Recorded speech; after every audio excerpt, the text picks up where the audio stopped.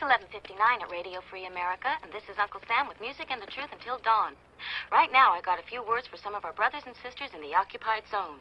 The chair is against the wall. The chair is against the wall. John has a long mustache. John has a long mustache. It's 12 o'clock, Americans, another day closer to victory. And for all of you out there on or behind the lines, this is your song.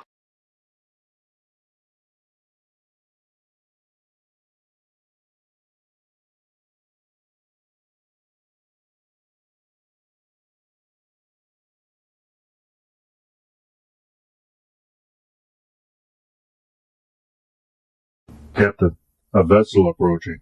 On screen.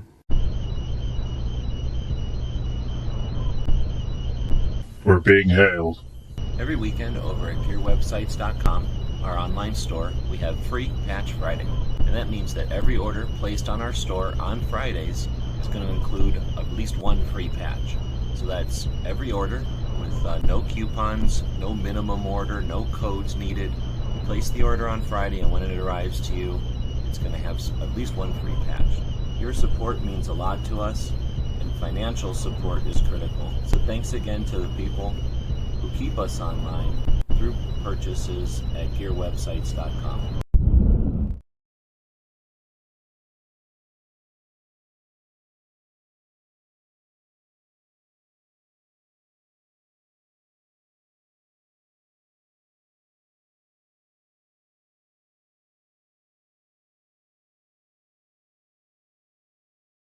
Okay, why does this mic keep going to mute all the time? All right, welcome everybody, and start this again. So we go live try to go live every day, but we go live every Tuesday with a focus on creating content as a Second Amendment activist. And since SHOT Show is right around the corner, let's take a look at SHOT Show. We'll start off the show by saying welcome to everybody. Sorry for the late start. I scheduled it for 10 a.m. my time, and then for some reason I was thinking 11 a.m., and then at the last minute here, remembered. So welcome everybody. It is Every Second Matters. So the second day of each month, the idea is to focus on what our Second Amendment protects in some way or another. So we'll probably be doing something later on in the day focused on that. But for now, let's dig into it. So SHOT Show is right around the corner here, and people should be getting ready for that if you're planning on going. And lots of different ways to approach that, lots of different strategies and tactics and so forth. So let's break down SHOT Show prep. We've done this before, and I'm sure we'll do it again. But let's grab what we have written here and let's go put it into Substack, because right off the bat I can tell that this is already annoying. It's too small to read, and to zoom in on it is becoming a pain already. So we'll just open up what's called Substack, and that is essentially like a blog system out there. If you're not using it, I check into it. You can use it as a subscription or a support network. You can get a lot of analytics from it. So if you don't already have some kind of analytics system on your website, it allows you to, so I just did paste there and it came out like a giant horrible paragraph. So I'll undo that and paste without formatting. And now we'll get a much better formatted thing there. Let's see, what are we calling this? SHOT Show Rundown or something like that. So here's the deal. I can lecture, but that's boring because people's experiences at SHOT Show are so different. So feel free to leave some questions, comments, and we can chat about things as people who are joining us live. We can kind of focus it on whatever issues you might have. That being said, there are some general things that apply to everybody, and some things that, depending on who's listening to this and when, you may or may not be aware of. So let's go through and take a look at what the internet robots told us would be important elements of preparing for SHOT Show. And I thought it was pretty good. So we can use this as a structure, but feel free to break in with your own ideas or suggestions or questions. So what I'm going to do first is put in some H2s, some headings on the major sections here. So they broke down SHOT Show prep into actionable steps uh, with logistics, content planning. The next one is networking and collaboration. Pretty good one. Then we've got bonus tips. You get those absolutely free this afternoon for free. All right, so I'm just going to go in and bold some of these things, and then we can go back and check them out. Actually, I probably should bold them as we're talking about them. So let's get back up to the top and talk about logistics. Media credentials. Having media credentials for the show is useful if you're a content creator, to be able to actually go to SHOT as a media, right? But having other media credentials might be useful as well. Now, we're 20 days out from the show, so it might be tough to get those in hand. But for next year, or if you can get them from other sources before the show, might be nice to have them. Feel free to post out there. We got 6 people joining us, so I don't know who all's out there. Weston's out there. Gunsnob saying hey, and She Fires all saying hey, welcome. But if anybody else is out there and has any ideas or whatever, feel free to chime in on other credentials. I mean, another easy one, or another obvious one, I guess, it's also easy, is NRA media. Not difficult to obtain that one. There's a couple that you can pay for. I don't know if POMA still exists, but the Professional Outdoor Media Association was called POMA. They might be gone now. And then there's what's the other one called? Oh, I can't think of that one. There's another one. There's another Southeastern CIOPA, the Southeast Outdoor Writers or something. And both of those were available as media credentials that you could essentially purchase. By being a member, you became an actual media. And if those are just for your own satisfaction, or your own, to help you, give you some encouragement, but they can help pad a resume or give you more insight to how the media side works. Snob asked a question here. I guess I can highlight.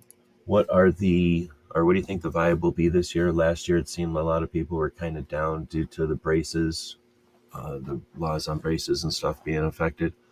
With the recent court wins, what do you think the overall feel will be? You guys have been going for a while, and you've seen, the political landscape, I think, has less and less effect on SHOT Show. There was a time there when we didn't have much political issue. And then the end of the assault weapons ban, I shouldn't say there was less, but there was a lot less hype about the political issues. They were consistent. There was always pressure, but that pressure was weak and it didn't really do nothing. So that was always there, but it wasn't an emphasis or anything. Then I think starting in maybe 2000, middle of the 2000s, around 8 or 9 maybe, we started really getting more. SHOT Show got a lot faster at around 8 or 9, and then it really caught speed by about 14.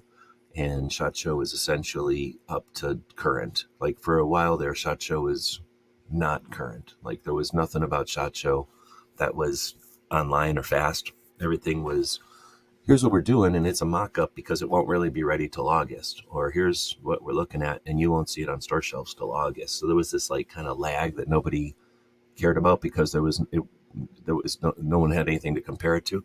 So anyway, SHOT Show's been getting faster and more like up to date or current. Like, I don't say if that's the right way, but more. I think that's the right word. Like, present. So that happened with the influence of the internet and people being more comfortable with the internet, and just because people had the internet as a tool, we all were more current in general. So of course, SHOT Show's just going to be part of that. It wasn't like SHOT Show changed, people changed, and we went to SHOT Show. So therefore, SHOT Show changed, right? So now that we're more current, I think for maybe the span of maybe 13 through 19, I think there might have been some reaction to politics. But I think that after the craziness of 20 and all that, people have gotten a bit of a callous, and I think a little bit different concerns.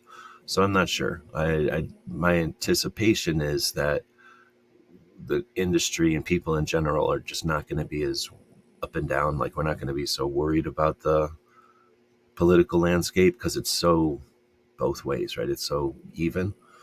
But I could be wrong. And I'm sure, like, if you talk to somebody in the suppressors, they might have a different opinion of what's going on than somebody with bump stocks, and that might be a different opinion than somebody with bolt actions, and that might be different than somebody with CCW guns. And, of course they are going to be, because they all have a different level of sales or whatever. But the vibe in general, I haven't really been paying attention to industry or like new products and stuff like that. But in general, my impression is that the economy's not doing as bad as a lot of people were dooming and glooming about. And it might not be the booming economy, but with gas sales or gas prices where they're at, and from my perception of what the economy's doing, it's lower, but it's not dead, and it's not like we're in a depression or anything. And I've been to SHOT Show when it's bleak, when it's like it's meager. I don't know what the words are, like when not much is happening. Definitely had SHOT Show years like that where there was just nothing new and nobody cared, and it was people going through the paces. I don't think it'll be like that. I'm almost positive it won't be. But is it going to be like the best year ever? There's no external influences like the lack of, the SHOT Show ended for a year and then didn't go to any other town or anything, just decided since Vegas wouldn't let them go, they wouldn't play.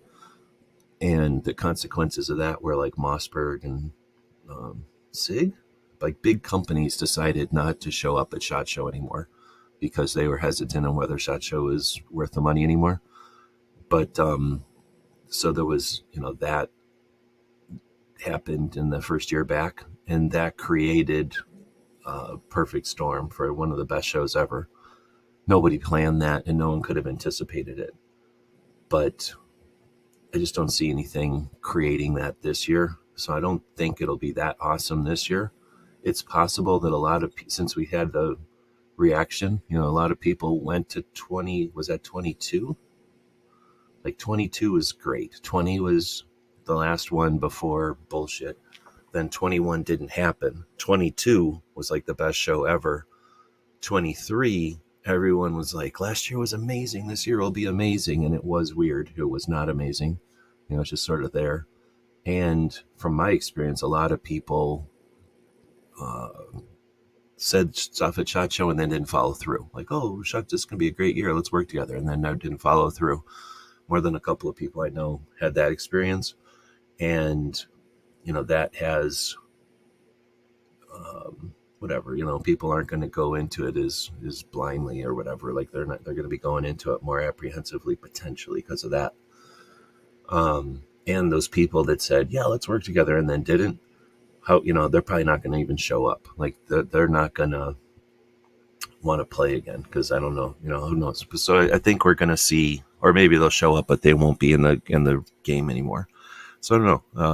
I'm not sure. Like, I don't think Mossberg and them are coming back. They still think that they got to save face and act like SHOT Show doesn't matter anymore. And there's always been a contingency of people who don't like SHOT Show. They think it's bad or whatever. But I don't think there's enough of that to make anything to affect SHOT at all. As far as the laws and stuff, everybody's pretty numb to that, I think, as well. So I think as far as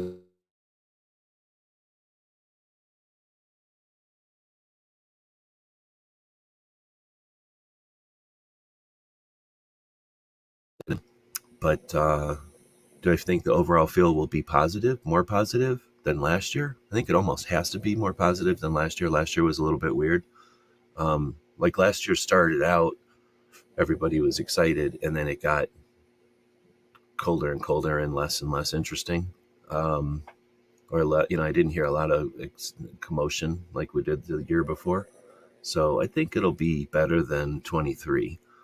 But like I say, I don't think it's tough to be a lot better than 23. 23 wasn't bad. It just wasn't good. It was just medium. So as anything on the positive side, it'll be better than last year. It's just that if we compare it to 21, I don't think there's anything that'll bring 21 back, or I guess 22 back again. I don't know if that answered the question. That's just my opinion. I'm sure other people have different opinions of it. But thanks for the question. So we got in, and we see Great Start Shooting School. Brooke is showing up. Welcome. And She Fires is saying, looking forward to going this year now that I have a better idea of what it's like. Hopefully we give people an idea of what to expect, not because you'll understand the experience, but you'll just understand the scope or the volume of the experience, or the event, so that you're not completely caught off guard. But you're going to be caught off guard the first time you go because you feel like a little fish in a big stream. But unlike being alone, as a little fish in a big stream, you're a little fish with a school of other little fishes, and you've got big fish that aren't trying to eat you. So there's assistance out there, and there's help, and well, there's plenty to do. There's not like there's only one thing to do, and if you can't do it, then you're out of luck. There's plenty of things to get accomplished there. So hopefully, you've got a lot of goals, a lot of possibilities, so that you can kind of make choices as you get there. Defense Ed is out there. Welcome. Gizzard's out there. I don't know, this will be Gizzard's 5th or 6th year, something like that. 5th year. Brooks' first time. Feel free to say which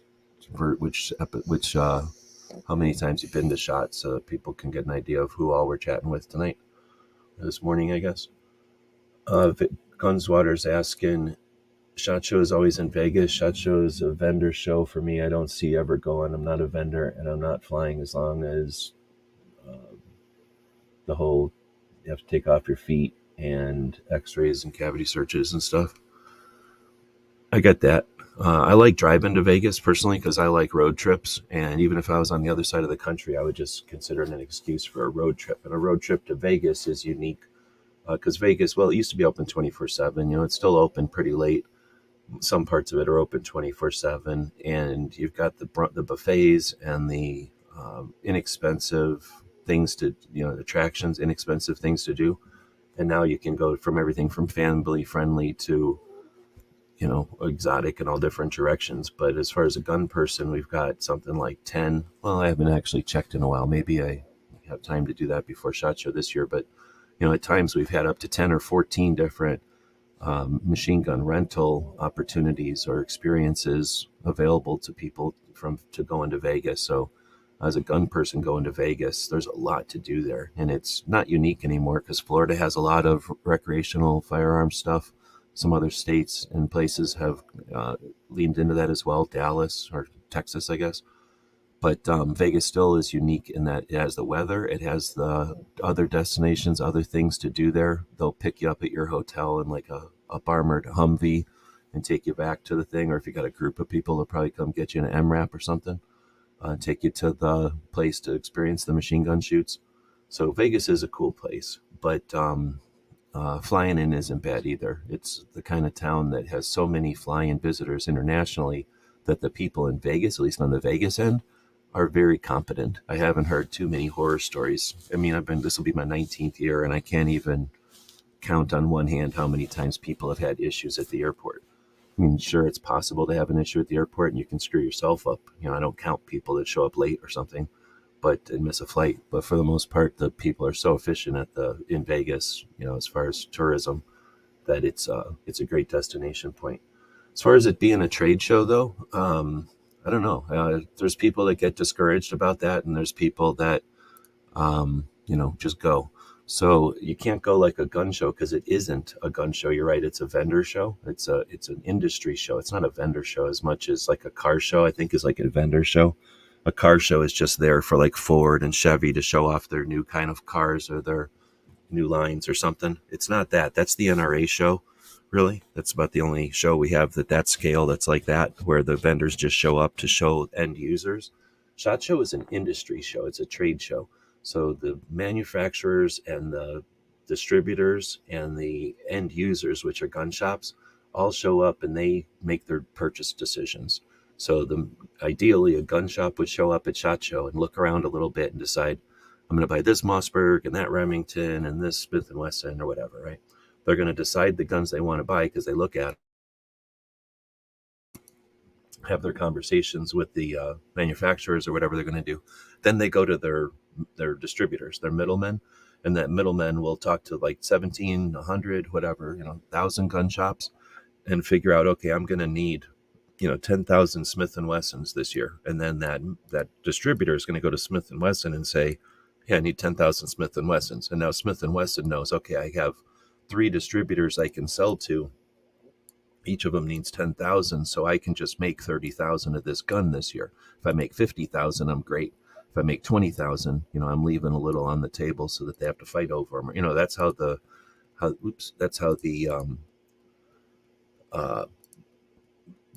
trade show part of it gets done. Now, as far as showing up there, you can get in the way of all that. You could be an asshole, get right in the way of all that. But for the most part, that's just all being done. Those are the conversations that are being had as we're walking by. But the booths are still there, right? So people step aside and they have their conversation about how many units they might need this year.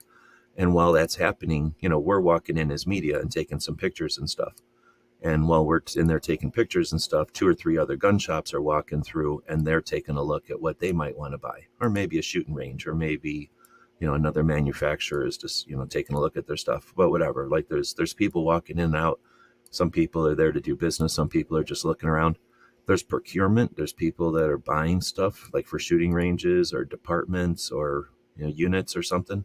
And then there's lots of stuff. So there's all this stuff going on, but none of it is, let me buy this off of the shelf right now. In fact, that doesn't happen at all because it's not that kind of show. And it happens for 4 days. So there gets to be some nuance to, the first and second day are kind of the orientation, familiarization, get your bearings. Depending on how new you are to the show, that's when you figure out where stuff is and who you're going to need to talk to, and if it's possible to talk to this person an hour after this person. If they're 2 hours away walking distance, you're not going to be able to talk to them within the same hour, right? You're going to kind of figure that stuff out the first couple of days. The second couple of the last 2 days of SHOT Show are going to be more, okay, well, let's finish things up. I didn't talk to that person. Let's make sure I talk to them. So it gets to be a little bit more, finishing things up and finishing things up.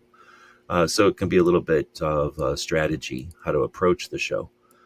But as far as being there and getting there, like they don't really, and there's not really too many paths to just show up at SHOT Show and stand around because it's a show for business. It's kind of oriented towards getting business done. And they don't encourage or really allow people to just show up and stand there.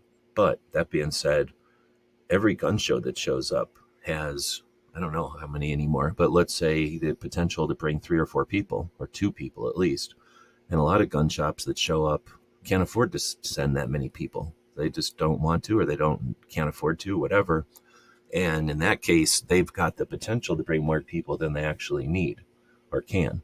And if you can pay for your own airfare, and if you can be useful to them, maybe be a gopher, be a driver, somehow be useful to a group that's going, then that's one way to go.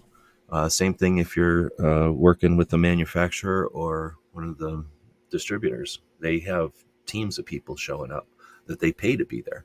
So if you really wanted to go to SHOT Show and you really didn't feel like creating content and you really didn't want to pay for it, you could go get paid to be there. So I won't get more into it than that because that's all there's to it. There's like 20,000 gunshot or 20,000 booths at the show. So that's 20,000 opportunities. You figure each one of them is probably going to hire at least 5 people. There's something like 100,000 jobs at SHOT Show. Some people aren't going to bother telling you about that or encouraging you to do it, but it's just, we're capitalists, right? So if you don't want to go somewhere, you don't want to pay for it, get paid to be there. Or, hustle and make content, and then people will pay you to show up and look at their stuff and play show and tell. That's always fun. But it wasn't always in Vegas. Their excuse now is that it's too big of a show to be in other states. But I'd like to see other states, prove that wrong. Take it someplace else again. That'd be great. It was a different dynamic from 2005 to 2010. It was at a different venue each year. I think maybe a couple of times it stayed. No, actually, it was a different venue every year. It would go back to the same places, so we kind of got used to how it was going to be set up, but it wasn't. It's always set up a little bit differently just because of the nature of things. So back in the old days, going to SHOT Show, you spent 2 days just figuring out where stuff was, and then you got work done. So you went to SHOT Show for 4 days because you kind of needed to, if you wanted to get a lot done. It was also used to be Thursday, Friday, Saturday, Sunday, and then one time it was Friday, Saturday, Sunday, Monday. So they've done it other times of the week also. In 2010, they went to Thursday, Friday, or whatever, Tuesday, Wednesday, Thursday, Friday, and then the media day on Monday. They started that and they left it there. And then they went to the Sands and they stayed there. So it used to be at the bigger, better convention center, but the concrete convention took that one over, and SHOT Show went to Sands, and then they just made Sands bigger to fit SHOT Show and other shows, I guess. But if the show's too big, maybe have 2 shows. Maybe divide up military, law enforcement, or hunting and guns or something, and have multiple shows. But I think if you get into the history of SHOT Show, the reason it exists is because there was multiple shows, and it was bugging everybody to have to go to 3 or 4 shows every year. So anyway, without getting into too much history there, thanks for the question, and hopefully I answered it usefully. Let's see. Great start shooting. Our Brooke is signed up for some of the seminars on Monday. I already gave her a lecture on that. It's not wait, you're going on Monday, literally, or Tuesday, the first day of SHOT Show? If you're going to the lectures on Monday, you're missing the range day. So if you're missing the range day, I'll let everybody else tell you their opinions on that. Those seminars, you'll experience them on your first time, and I'll be looking forward to the feedback. I wish that Toby was going again. It wasn't his first year last year, but it was his first year going to the seminars. I met with him right before one of the seminars, and it was like after they'd already been to like 2 of them. And there's no spoilers here, but main thing is they're $75. It's, come on, we're already getting there and everything, like $75, really? Let's see. So Snob's saying, what do you think the snack situation will be like in the media room this year? Probably poor. They have too many media. I'm assuming it's a factor. So back in the old days, in 2005, when it was at the old convention center, the media room was really far away. Like you had to leave the one building and go across this thing and go upstairs and then go down this one hallway. And it was really far away and from the rest of the show. So, and it was smaller and it was different because it was smaller. And because it was smaller, and I think they were trying to get people back there, they would do breakfast or stuff at least every morning. And it was worth going to. Like it was a spread. And that would be like every morning. But the thing is, all the old writers and stuff would know about that. And we didn't even know it was a thing because we didn't get there early enough the first couple of times. And then we figured out it was a thing and started getting there earlier. But these old guys would get up there and just wail on that food and it would be gone pretty quick. But there was a pretty good spread back in the day. And then because you had to walk so far, they would set up kind of traps before you got there. And like state of Wyoming or the state of Tennessee or whatever would like offer breakfast. And they just have this big room set up with breakfast in it, like a breakfast, whatever, like a buffet or whatever, like, when the big conference rooms will set up, and then they'll have chairs. And while you're eating, they're telling you about whatever, Wyoming or Tennessee or whatever. And that was pretty neat because then you get to watch a slideshow about some state and you're looking at waterfalls and all the cool stuff they got. Everything short of paying for you to go to the state, and then feeding you the whole time. It was all you can eat. So those were the good old days. Then they started over at Sands, and you get like I don't know, sometimes if you're lucky, you get like yogurt and granola things and cereal. I think Clover eats the cereal there all the time. He makes a big point of that. Then there's like coffee and juice and that, but some years don't even get that. I think it has to do with how many media show up and how ungrateful they are and what a mess they make and how they're ungrateful they are. I think it's how ungrateful they are. So we used to have, like, what was it, Toyota or somebody, Nissan, some company, some car company sponsored the room, and it might have been good that year. I don't really remember. I don't keep that much track anymore. But I'm almost positive nobody cared about Nissan. It's like, what do we care about Nissan? Like, I don't know where, if it takes a car company to sponsor that room, we don't, as media, like, even recognize that we had food, let alone who paid for the food. So I think it's just that we're ungrateful as a group, and there's nobody to wants to throw that kind of money down. On the other hand, there's probably a lot of us now. There's tons of us compared to what there used to be. And I usually pay attention to what's going on in the media room a little bit. And the people that show up in there are a lot of writers and, for magazines and things, blogs, I suppose. And again, like, what do they, I guess they're just not doing anything about their experience at SHOT, period, let alone the media room. So I just don't know. And is that the fault of SHOT Show? Is that the fault of NSSF? Well, you figure NSSF has something like 2,500 2A media in a room, and all they do is give us a room with four walls, some rules, I guess, sometimes, a door or two, and some internet connections, and they tell us to go fuck off and hang out in there. They could be doing a totally different job of organizing it and creating, I don't want to say an army, but it's effectively a much more effective um, division of the community by using that time that we're all together, that we pay a lot of money to be there, and use that time in the media room constructively or effectively. We could be coordinating, we could be having developed or, uh, structured meetups so that we all get to know each other. Because right now we're a bunch of strangers getting together in a room, looking at each other crazy or funny, and then leaving. But there's no encouragement to get together. Some people who are outgoing will meet, go around and talk to people, but a lot of people are just sitting there doing their thing and leaving. And, because all they do is throw some juice and coffee out in a corner, give us a bunch of tables, and then leave us alone and usually mess with us. Like, everybody, some people have had good experiences. I've had bad experiences and good experiences, and I don't get paid by NSSF, so I don't need to act like it's always pleasant. The media room can be good, and it can be horrible, and it can be useless, and it can be effective. It can be effective, but typically you have to make it effective. So what I would think this next situation will be like, there you go. There's my rant about the media room. It's better than not having a media room, and it's much closer than it used to be. And it's just up escalators now. It's not like you have to walk anywhere. I haven't flown since 9/11. I don't remember the last time I flown, but I get you. I don't like flying that much. I didn't get to do the machine gun experience. Chief Fires is saying, hope to do it this time. Now is the time to call and let them know who you are, when you're going to be there, and what you'd like to do. These places are open every single day. These places are fighting for international tourism dollars.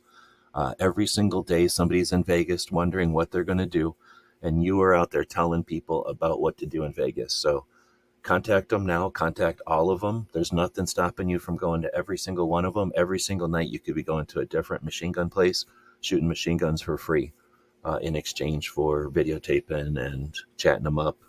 Get some t-shirts from the place, wear them throughout the year. Every time you go to Vegas, you've got friends, no matter if it's SHOT Show or other times.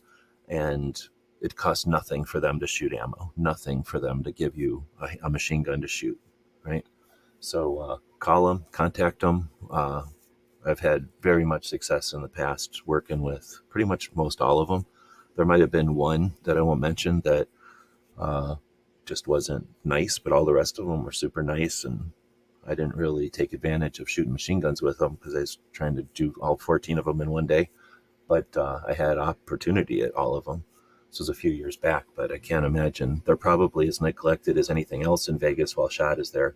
So I'm just assuming they would like to get a little awareness. Now, if you can start hyping it up before SHOT Show, and you can get with them now, 20 days out, and let them know, hey, I'm going to be there for SHOT Show, and I'd be happy to arrange something, like you give me some money now, and I will start hyping it up so that people who are going to SHOT Show know about your thing, or maybe set up a thing. It might be a little bit too late to set up an event, but let them know, hey, if you give them a discount for my coupon code or something, you think about setting something like that up. They're about to have the entire firearms industry there, and I suspect they'd rather have people pull triggers at their place than at somewhere else. So yeah, definitely this is the time to be working on those leads if you're interested, and leave yourself some time to go do that if you end up doing that. Let's see. Great start shooting school. Saying I'm looking forward to seeing people in person and seeing what's out there, new toys. Yep. New toys to teach with. Let's see.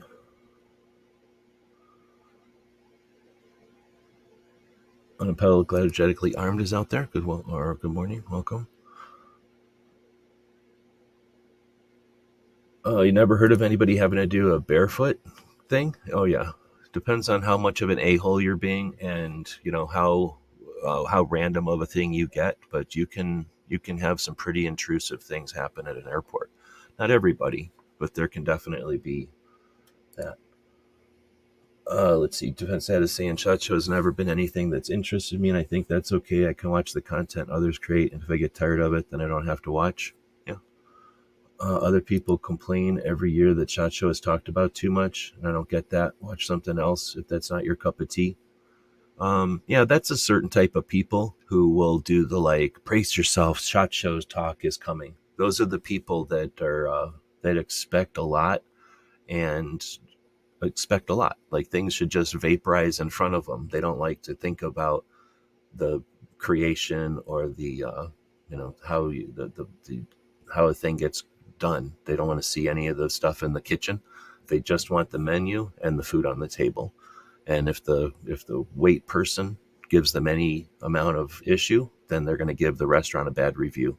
And what are you going to do? Those people are allowed to be crotchety. Let them be crotchety. They don't show up at SHOT Show, so who really cares? But yeah, there's definitely people that have a fit about SHOT Show. Now, I can remember when it all started.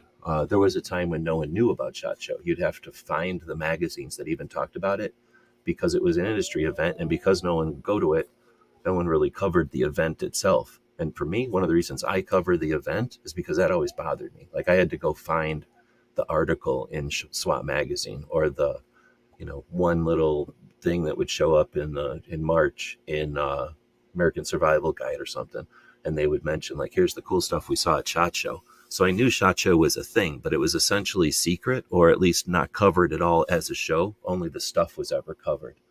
And then you had TV come along, because that was the magazines. Then the TVs came along in the eras of cable. So first there was the giant satellite dishes in your backyard. And those days you had people like Johnny Rowland's Shooting Show. You can watch that on YouTube. And Johnny Rowland would go to SHOT Show with his TV stuff and film. And then months later it would show up on the satellite TV, right?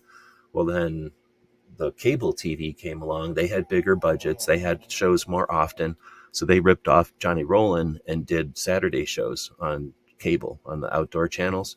And that's where you might see a little hint of SHOT Show stuff. But essentially, they were the ones that were like, let's do a video version of a boring magazine article. And those are the people that sort of would talk about SHOT Show like, we can go to SHOT Show and you can't. But here's what we saw before you'll ever see it. And we'll give you a glimpse of what we pulled triggers on. And that's when it started, when those assholes on TV started talking about SHOT Show, like, here's what we can do and you can't. That's where it started. And some people get offended by that, and other people get jealous of that, and other people don't pay attention to it, I suppose. But the people that got mad about that, they're pissed, right? The people that got jealous probably, well, some of them went to YouTube. And eventually when YouTube came along and the internet and stuff, because before the YouTube, we had about 10 years of internet where we were just taking pictures of stuff and putting it on the internet, on forums and stuff. So some of those people started going to SHOT Show at that point. Very few. There was only 15 of us that were taking pictures for the internet back in the day. Then, but a couple of them were total douchebags. Then you get video starts in 2009 and 2010, and now 2012. Pretty much Not Fancy showed up in 12. Military Arms Channel showed up in 14. So by 15, YouTube is all over SHOT Show. And all those people that used to hate SHOT Show, now they hate it even more, because they hate YouTube and they hate the people on YouTube, and they definitely hate the people on YouTube who are going to SHOT Show. So that's where you get that animosity. And I've seen it kind of start in the early 2000s, and then it happened in about 2015. So everybody that didn't have an opinion now got the pro opinion or the anti opinion. And now it's cool to go, oh, SHOT Show is lame because blah, blah, blah. So it's pretty much down to jealousy. I wish I could go and I don't like the people that are going. Or they just hate everything.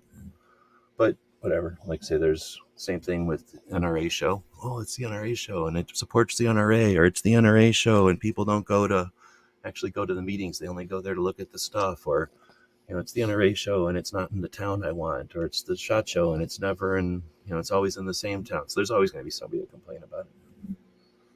But this is the month, so you can either ignore it or turn off the internet for a month or not, because just about everybody pays attention to it during the month, and more people go to it. So I like to see the Cimarron display. They usually have a pretty decent one. I'm sure you'll get a couple of views of it this year because it is a good visual display typically. It's right south of the law enforcement rooms. So the way, depending on how you're walking through the show, it's kind of over in the side of the big room. But if you're coming out of law enforcement rooms, you walk right into it. And it's impressive because it's around a bunch of safes and foreigners and stuff that never have good displays, and the safes are boring. So as you walk out, there's a bunch of boring stuff, and then boom, like Cimarron's the first guns and everything you see, and it's right on the end cap always. So Cimarron will be usually featured in at least a couple of people's pictures, but because they have old-fashioned guns, not too many people stop and take videos of them. Not 100%, but I never found an invite to range day because I am going to mostly the free stuff. Oh, okay, good.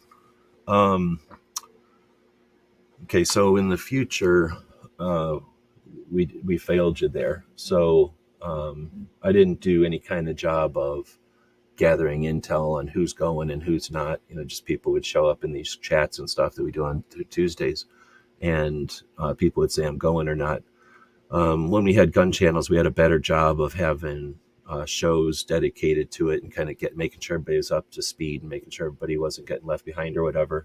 But each person who goes to range day, once you've gone, you then can invite 3 people to range day. So it's not difficult to get an invite. You just have to talk to somebody and get an invite. And that's us all failing you because we didn't realize that you didn't have an invite. At this point, it's probably too late. It might be possible to make some phone calls if you really wanted to and just bug them until they decide to go click whatever buttons. But typically by about the first of the year, they decide our policy is we're not going to click any more buttons because otherwise people would be bothering us all the way up until the day of the show, which I can understand. But I have also seen it happen, I don't know, half a dozen times or more at this point, where way past the deadline, somebody decided I'm going to keep calling until I get in, and they get in. It's not like they're trying to keep people out. They're just trying to not spend every single minute of the January getting ready for SHOT Show, also helping people with their regular registrations. But Media Day is different. It isn't SHOT Show. I think it's different still. So it's a different set of promoters. So if you really wanted to get to range day, if you feel like you're missing it, we can help. We could potentially help you out. I'm not going to guarantee anything, but we could try. But if you miss it, it's no big deal. A lot of people don't even go to range day. Guns and Water saying Gizzards after Shoe Bomber, they had everyone take their shoes off and the machines that basically see through your clothes. Yeah. I'm worried about if I go to their, well, anyway, we'll keep going. Defense Dad is saying I should clarify I like the content. I'm just not interested in attending. Been to so many trade shows, so I avoid them if I can. Yeah, and the thing about SHOT Show is it's a massive show in Vegas. So what is never talked about, because a lot of people don't even deal with it. If you Uber to it, you don't even think about this. But if you're not Ubering to it, it's parking is a pain in the ass, and you got to park far away, and you got to walk to it. You always got to either pay for parking. Well, now you got to definitely pay for parking. Even if you pay for parking, you're still walking a long way. Or you're paying for an Uber, which is essentially $20 to $35 a trip, depending on where you're at in Vegas. Or you're getting on that tram now. Now they have like a monorail that kind of makes it up and down the strip kind of a route. So if you stayed somewhere along the monorail, you could get a monorail pass. But essentially, you're still walking to the monorail station and then walking from, well, it's no different. The monorail stops right at the door. So essentially, the monorail is your best bet. But everything else, you're walking just to get into the show. And it used to be that we'd walk like almost a mile when parking was different. We'd walk like a mile, and you still walk like a 3/4 of a mile or more. Anyhow, yeah, that part of it's lame, and it just costs so much money to be there.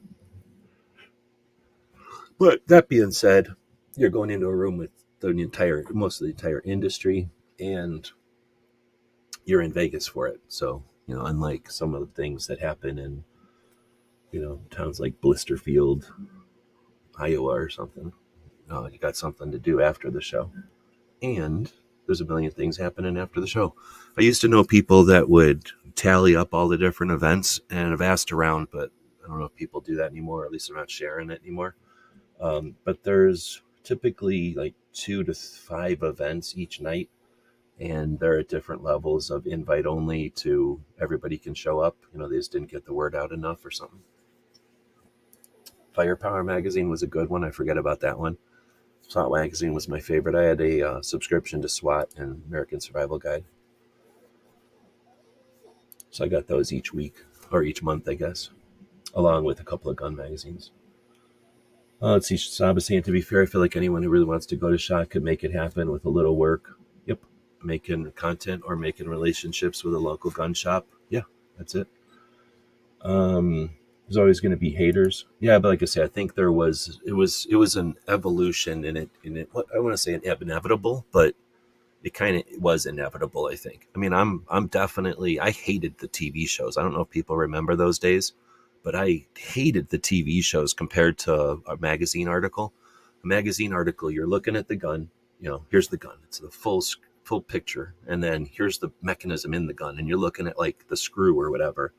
With the TV shows, it was back to, here's the gun that I'm holding, and here's me, because I'm the star of the show, and I'm the one who has to get paid. So here's me, and then here's the little thing I'm holding. I hated the TV shows. And when the internet came along and started just emulating the TV shows instead of the magazine articles, that's when I was also like, oh man, this is lame. So I started going, because I was like, I'm sick of this. I'm sick of watching somebody stand there holding something in their hand that's tiny and tell me about it, when I could just go there and point the camera at the thing already. And so I don't know if it's haters or just we have different interests in what we're in covering these things. But then there's definitely just grumpy haters out there for sure. Oh yeah, you're not going as media. I forgot. Same thing with the store though, or with the school. We can invite whoever we want to media day. Or no, wait, shit, I shouldn't say that. It's that media day in the morning. I keep calling it media day because it used to be called media day. I think it's just called industry range now, because the morning is for media, but the afternoon is for anybody. So you might actually just be able to go in the afternoon. I don't know if you even need a pass to go in the afternoon. I think the pass is just to get there in the morning when it's quote unquote less crowded, but it's probably actually more crowded. And then I guess we technically get a free lunch or something if we take them up on it. There's Chris. Welcome. Hillbilly up. I've never heard Hillbilly talk about SHOT Show, so I'm wondering if that's on his radar ever. But anyway, let's get back to it. We only got into logistics here.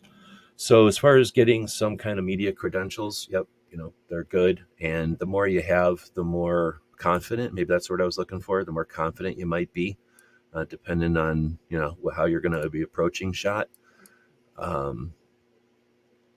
Contact press office needed if your application status is unclear.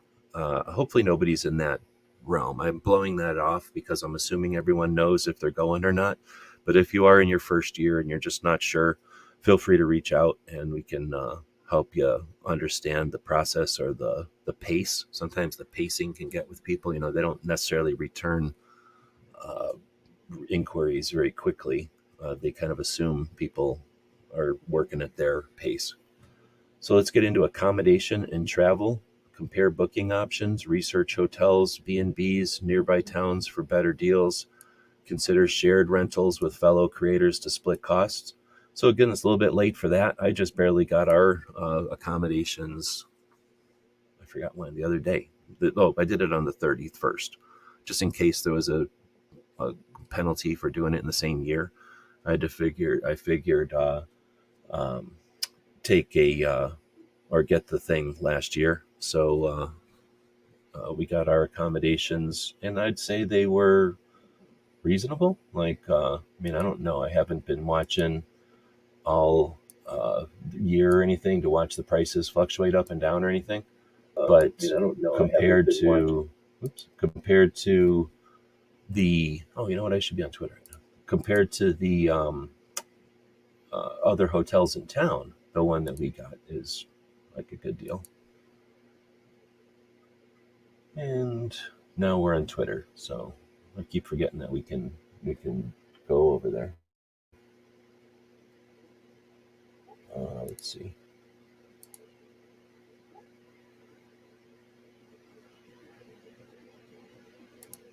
How come you guys didn't delete that communism is best shit? Go ahead and delete people that are weird on my channel if you're a mod. I have a zero tolerance policy on weird shit. Somebody coming in talking about communism is enough of a red herring to delete them. Hillbilly up, where'd it go? I can't shoot seltzers at range days, so really not interested. Yeah, they don't do too much with interactive targets. Let's see. Snob is saying, to be honest, the whole reason I even got into YouTube stems from the old Jim Somebody TV show and his SHOT Show videos. Then I learned YouTubers could go. Started a channel. Right on. I don't know that person.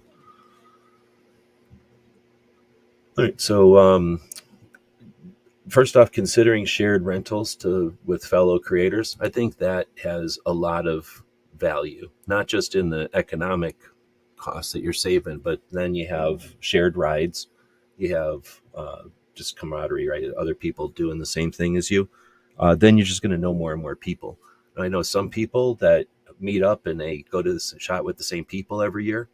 I know people that go there kind of solo, I guess, or hang out with others. And let me try to think. Talking and thinking at the same time is actually pretty tough. I think I must know people that go on the regular, but then don't go with the same people each time.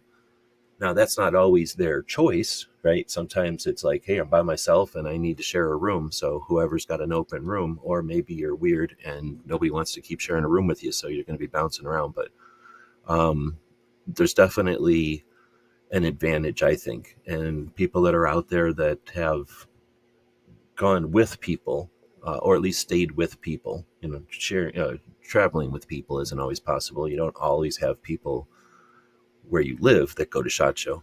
But if you meet up with people and then share costs, let me know if that's been an overall bonus or a benefit in more ways than just economical. But in our experience over the years, it's been 19 now. I think I actually recorded it 1 year. So maybe I have ability to figure this out easier than I am. But I mean, like I say, we've gone from 2 to 7 people. And so our crew has changed over the years. So it's been like we've had other people with us. And when Bob would show up, that was maybe 2 or 3 years, so there was some consistency. Like somebody like Smeggy, I think only showed up 1 year, maybe 2. So we had, people that show up for the regular, like on the regular, and then people that show up kind of intermittently. And that creates at least the ability, kind of the experience of staying there with different people. I mean, I personally stayed in SHOT Show in rooms with like probably 7 or 8 different people over the years. Not just Joe. I mean, Joe's always there, but then everybody else, like probably 7 or 8 different combinations. And then there's been years that Joe's in his own room. So it's like we're always, we're at SHOT together, but we're not always like traveling together. So I think there's something to that too. If you're stuck with the same people every time, consider shaking that up a little bit, because there's a benefit there. The community getting together at SHOT Show, it facilitates commerce and it facilitates relationships, but the experiences shouldn't be denied either. And if you keep getting into a rut with experiences, consider mixing that up a little bit. And then if you've been doing hotel, I can definitely tell you, if you've been doing hotels, try something else. And if you've been doing houses, try something else. Because I kind of, I guess, by cost, I don't really care. So whatever's I can afford each year. But I've gone everything from staying in the van, literally, to, we've been in fancy places. So I've been in fancy places too. And I've definitely hung out with people who've been in fancy places and then found out if they regretted it or not. So try some different things. There is no perfect way to do SHOT Show. And whatever you've done, I would say there's not too many ruts. There's not too many channels or paths to do SHOT Show that are perfect. And you're going to get your plans mixed up at some point. And if that's your only experience with change, that's not the same as intentionally changing. So I'm going to encourage people to intentionally change where you stay, because that's an easy one to change, and it'll change your experience over the years, or at least it'll let you compare your experiences. So, you can't have great experiences if you don't have bad experiences, and you shouldn't prepare for bad experiences, but allow yourself to have differences in experiences, right? So book flights and transportation early. See, I didn't. So I don't know about that, especially in Vegas. One of the nice things about Vegas is there's so many places to stay. It's such a tourist town, especially with the Airbnb things now. I don't want to say you never have to wait or you can always wait, but you're not always at a financial penalty if you wait. In fact, sometimes you can have a financial benefit if you just totally play it loose and show up at the last minute on standby flights and stuff. But that's reckless. So you wouldn't want to plan that way. But if at the last minute you're able to go to SHOT Show, you are not out of luck. Some of the people that at the last minute are able to go have gone for the cheapest. So if this is 20 days out and you haven't already scheduled your travel arrangements, find out from work or whatever you got going on in your real life if you can take the time, and then find out how much it costs. We just found out it costs a friend of ours $300 to get here. Yankee said it cost him $100 to get to Vegas. So could be a lot cheaper than you think just to get there. Let's see. Everybody saying hello to each other, and then Ghost is saying it's always great to go with a group. Helping each other and having a support base is nice. Snob saying it's good for us. We get the added benefit of picking on Gary all week. So it's bonus entertainment, except for Gizzard, who has to take the brunt of that shit. Then you got Shooting USA with that guy. Oh, is that the guy with the voice?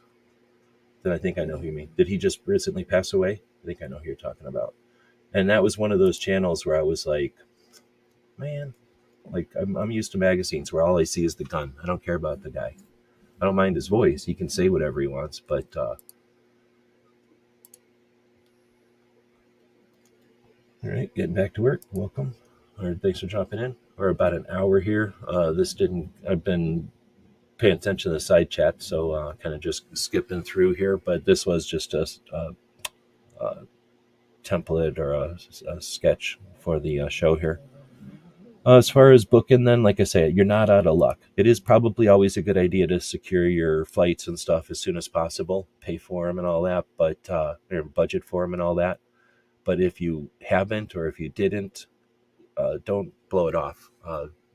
Like they say, I've seen people who've had some of the best SHOT Shows ever for themselves, showing up at the last minute, just figuring it out at the last minute. And we just talked about sharing rooms and stuff. Somebody might be there right now kind of biting their nails and thinking, did I bite off too much than I can chew here, or more than I can chew here, because this is going to cost me a lot of money. I just got done looking at hotels, and they're somewhere between, for the week, somewhere between $600, $700 and $2,000 for the week. So if somebody's in there at like $1,200 and they're like, okay, I got this because it's a lot cheaper than the other options, but it's a lot of money. That's a lot of money. So if you end up showing up and they can bring a rollout cot, or you can sleep on a couch or whatever, and split that, you might find that there's some people that are more and more interested in splitting rooms as the prices start to hit the credit cards and stuff. Let's see. Oh, I see what you mean. Ghost was saying that they finished up all their flights and stuff. I thought you meant like you're done flying, like you're driving. And I'm like, you don't drive. I got you. Like you figured out all your flights and stuff back in September. Snob says, I got my flight way cheaper this year due to Southwest having a big sale last fall. That's a good idea. Let's see. All right, so then Access Pass and Show app. So this is coming off of the robot. Feel free to guess which robot I used, but this is 100% off of the AI robot. I think they did an amazing job. I typed in there something like, what do we need to know as a professional for SHOT Show this year? And this is pretty much raw off of the robot.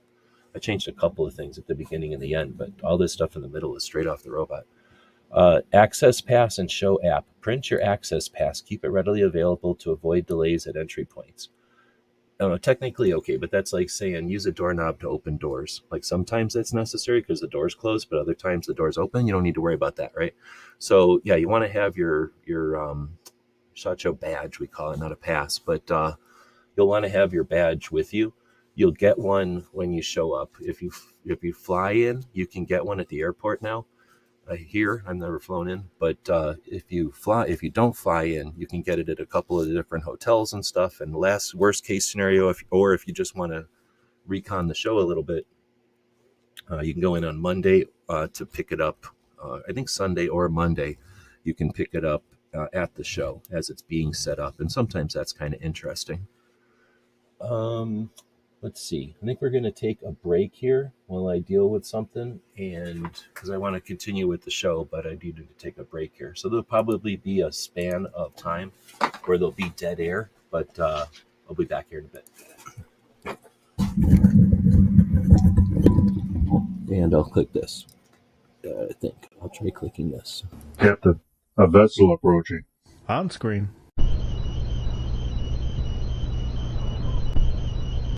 We're being hailed. Every weekend over at gearwebsites.com, our online store, we have free Patch Friday.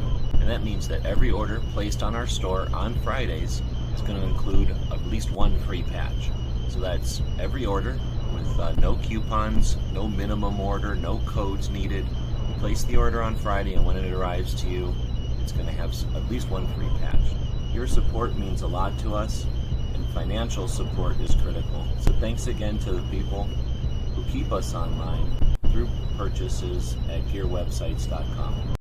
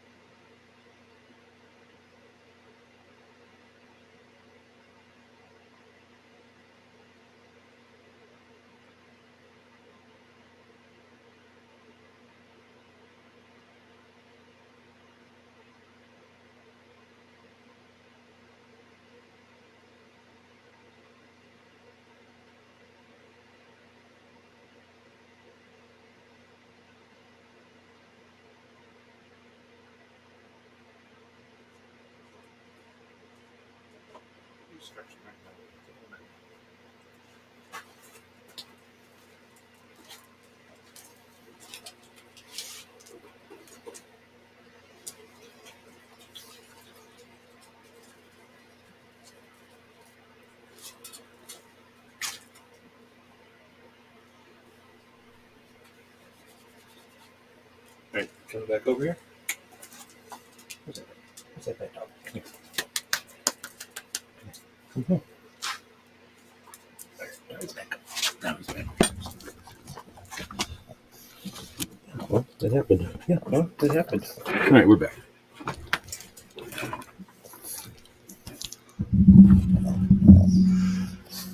So hopefully everybody had a good break there.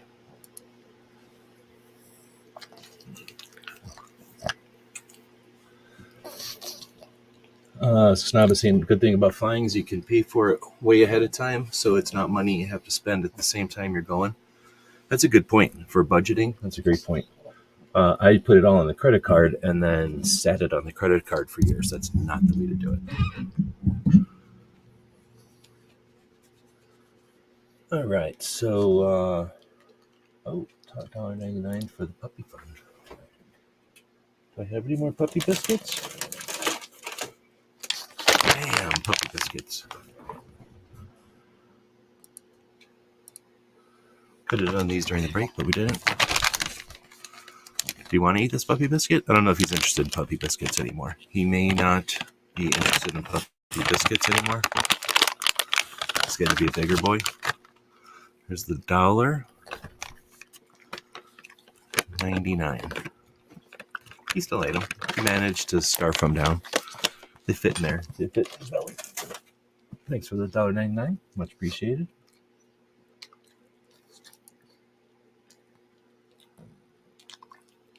All right, so getting back to this thing, we'll put the puppy down in the corner again.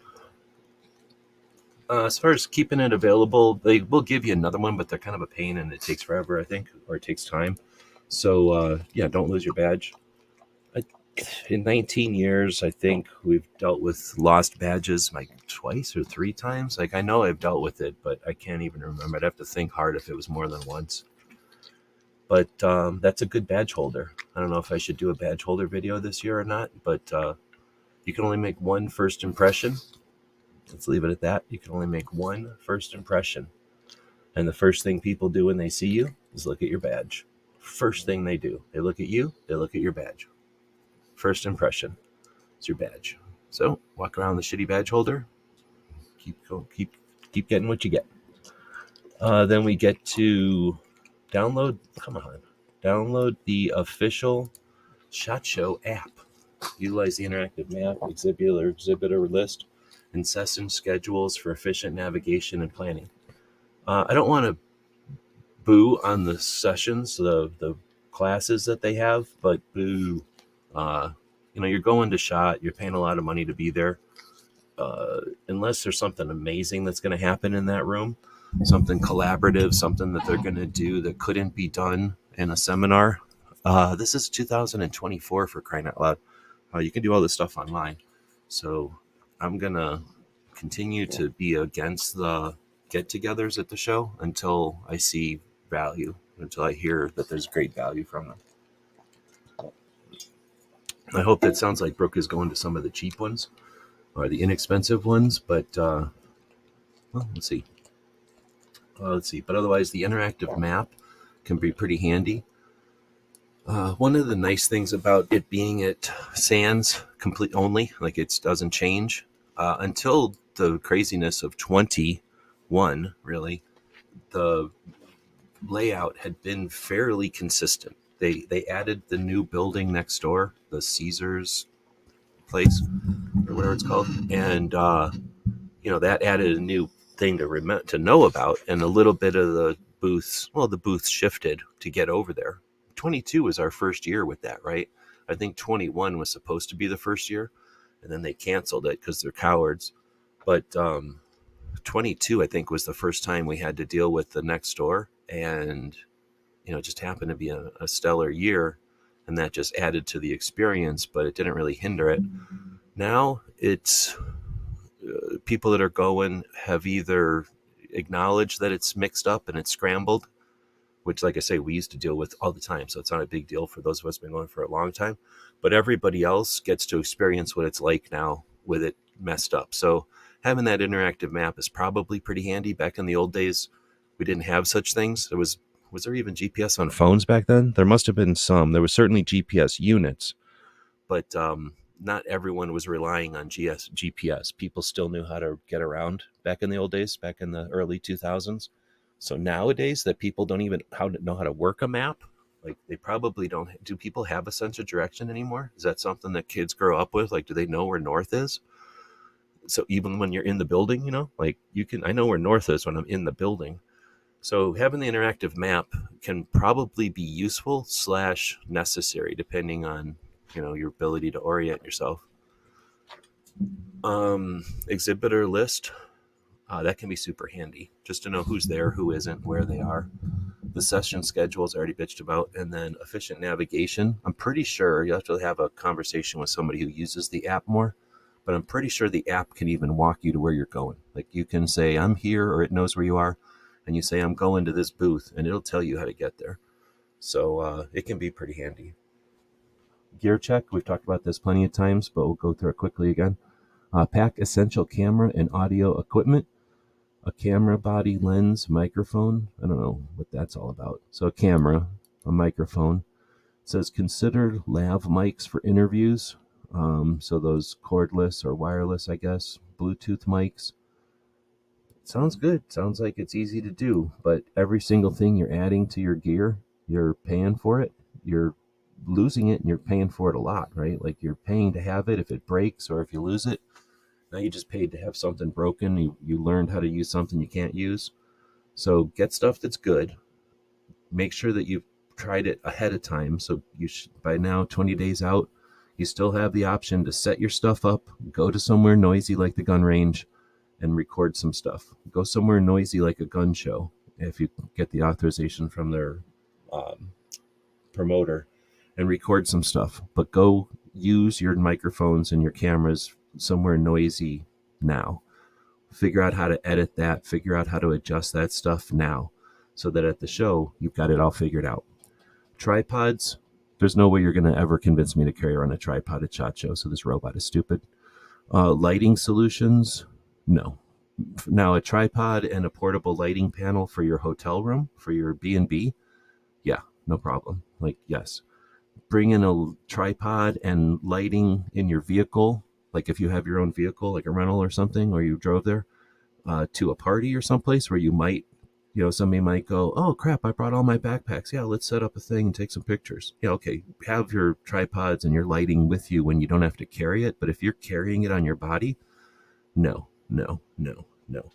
For one, you should be picking up patches because you either are a patch person or why are you even going to SHOT Show?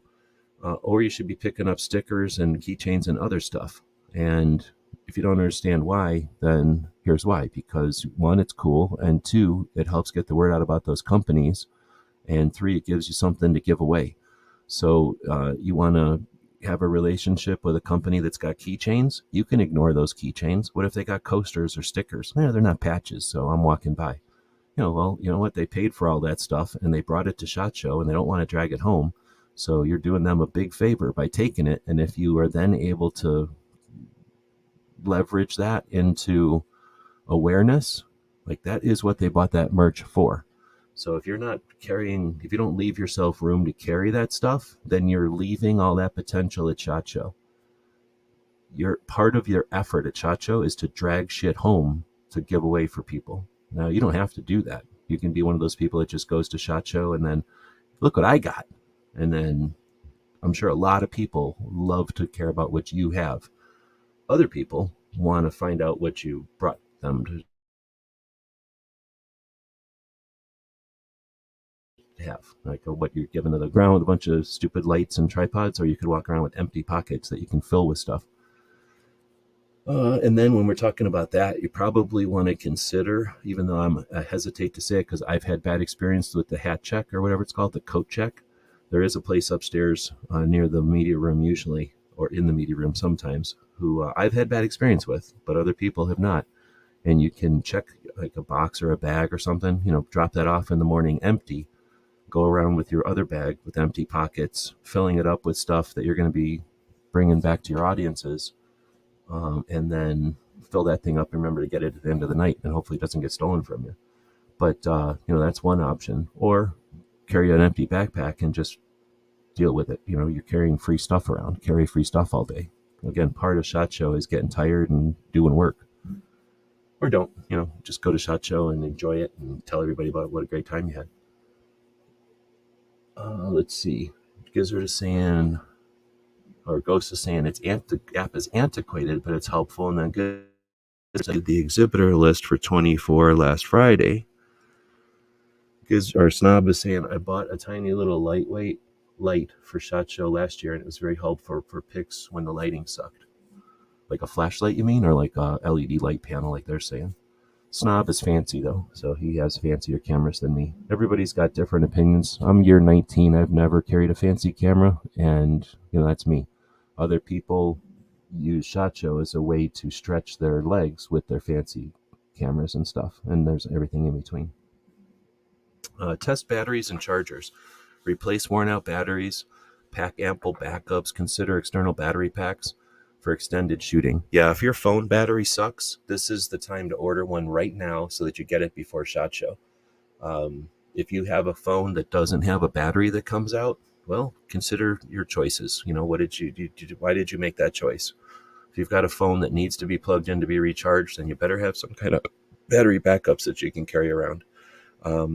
I haven't used battery backups in a while because I don't carry around a bunch of stuff. But if you are carrying around those LED panels or cameras and stuff, and charger microphones and things that need to be recharged, consider carrying around a battery. There are places to charge at SHOT Show, but you're then tethered to the thing, or you're tethered to the thing when it's charging, but you're also dependent on whether or not they set those things up this year. The last couple of years they have. There's been charging stations. And then I guess third and least potential, but there's still the potential. Somebody can open up that little cabinet and somebody can put whatever they want down there and put a little wire going to whatever they put in there. And somebody's going to come along and plug in their phone to that. So there is a potential of bad actors fucking with those phone charging things. Like, I would never use one personally because of that potential, but I understand that's a bit of paranoia. So be aware. And you can get dummy USB, what are they called? Like USB dummy connectors where it'll essentially only let power pass through your USB port. Highly encourage you get one of those. If you're going to be using other people's chargers, you can get a thing that you plug into your phone and it only lets the two power lines go through, none of the other USB lines. So if they give you what's quote unquote a charging cable and it turns out to be a data cable with something on the other end that's dropping a virus on your phone, you can get things that'll filter that hard, physically. But when we're getting into that, I'm going to just go ahead and say for security, depending on if you stay at a bed and breakfast or even if you stay at a hotel, I think it's probably worth getting one of those camera scanners that can scan the room for cameras. You got all kinds of weirdos. You got all kinds of paranoid people. You got the people that own the property. And cameras cost nothing. Cameras do not cost much. And a camera can look like a light switch. It can look like a fire alarm. It can look like a mirror. It can look like a clock. Almost anything any of the knickknacks in a place can be a camera. They can be connected to power. They can be wireless. It doesn't cost much. It costs like $40 to get a little wand that'll go around and tell you where the cameras are. You don't have to worry about it if it's like a B&B. You just move a plant or move a chair into the way and have some privacy. But if you find it in a hotel room or something, maybe that's a free stay at the hotel. I don't know. But it's up to you. You can either be on some weird porn site or have somebody blackmailing you or have somebody learn all your secrets or pay $40 and find out if there's cameras in a room or rent specialized gear. That's a great idea. If you need unique lenses, drones, or high-end audio, explore rental options. Here's a business idea for somebody who's like, I can't go to SHOT Show ever. What if you had a business at SHOT Show where you were going to set up a booth and your whole thing was to rent equipment to content creators? If you had high-end cameras, high-speed cameras, that can do slow motion, you have a drone or something, maybe a camera on some kind of a rail, that make like the motion shots and stuff. You have some of that stuff that you can rent, and even better, rent with a technician so that the person can go make sure your gear doesn't get ruined and it's run correctly, but go accomplish things for people at SHOT Show. I don't know if that would fall within their rules, but how cool would that be to be able to go there and know that you could rent, I'm going to need a camera for 4 hours on one day. You could just go rent it for 4 hours on that one day, take it back, and now you don't need it and you don't have to own that camera.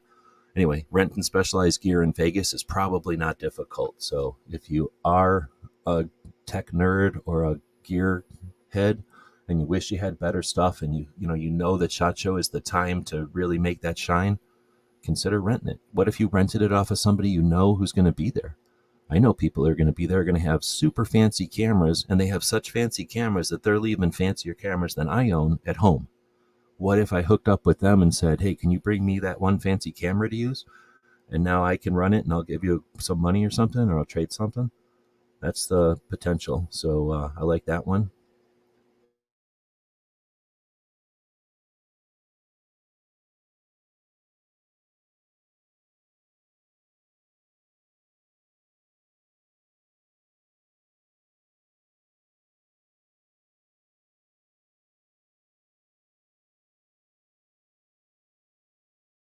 Name Gizzard's modem.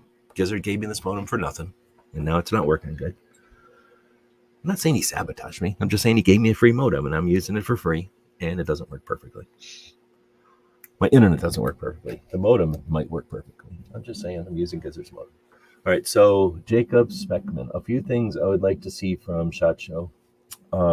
Dry fire tech, small thermal target stuff, new stuff more than paper. Just what I'd like to see this year. Right on. I think it was either last year or the year before. It might have been the year before, because I don't think I went up there last year. Damn, did I go up there last year? I think it was 2 years ago. They had a thermal target. So essentially it was I think it was rubber, self-healing, but it had kind of the same kind of stuff as like radiant floor heating going through it, but with electric, like a toaster wire, not a water or anything. But anyway, it had like a heating element going through it. And the idea was that you could then see it with thermals. So it was a thermal target. And whenever you'd shoot it, you get a black spot where the round went through and kind of disrupted the heat pattern. So I have seen some thermal targets, which you didn't specifically ask for, but that is something that's different than a paper target. There's this place in Arizona that makes targets out of tire rubber, like whatever that's called. And it's healing. I would like to also some new tech for target. As far as dry fire or dry practice, there's the Mantis, and there's another one that are kind of down at the moment. I think it'll be a minute before we'll see anybody come to the mix. And I'm just a because what is Mantis? What's the other one? Something? Or is it Mantis? There's two of them though that are doing the dry practice, and I think they're just done. So I think unless they've got a really better, they're just not going to bother right now. In my experience, my recollection, I guess, dry practice comes and goes, and sometimes it's a big deal when an instructor knows it.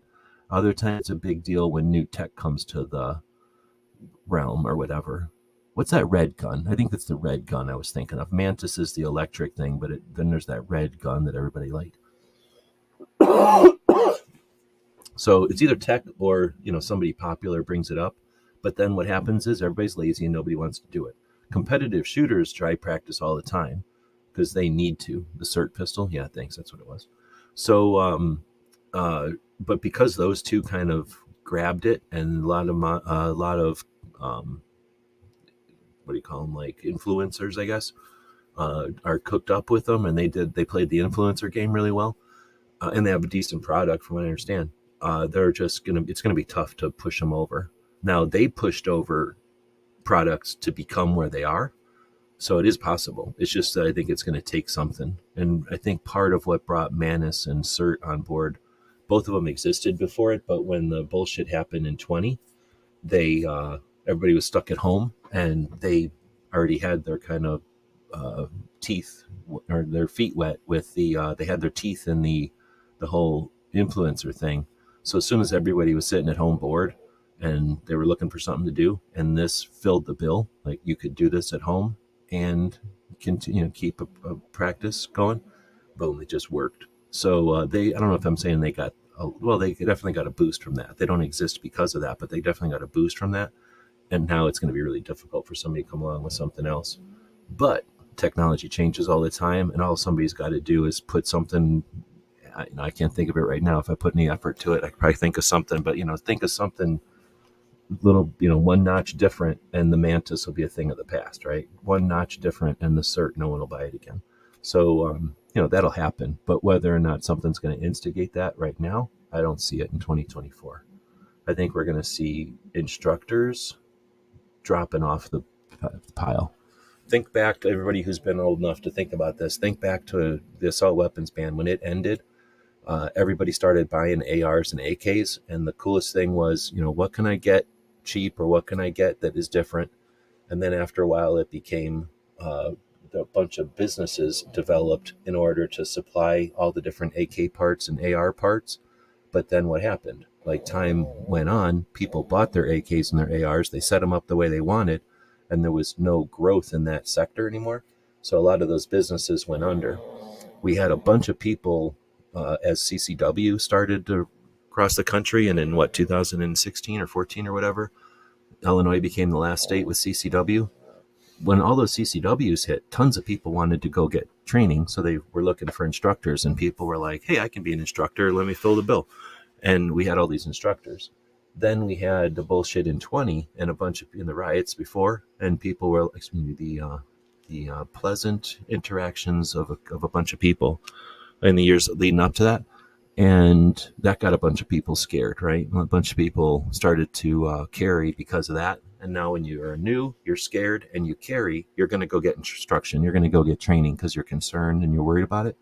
If you grew up with guns and you carry because you can, you probably aren't going to go to training because you don't need to. You've already figured out how to shoot the gun. You're not as scared of it. But if you've never had a gun before and you're even on the fence on whether or not it should be legal, but you bought one because you're scared, you're going to go get training. And there's a bunch of instructors that have popped up over the last few years because of that.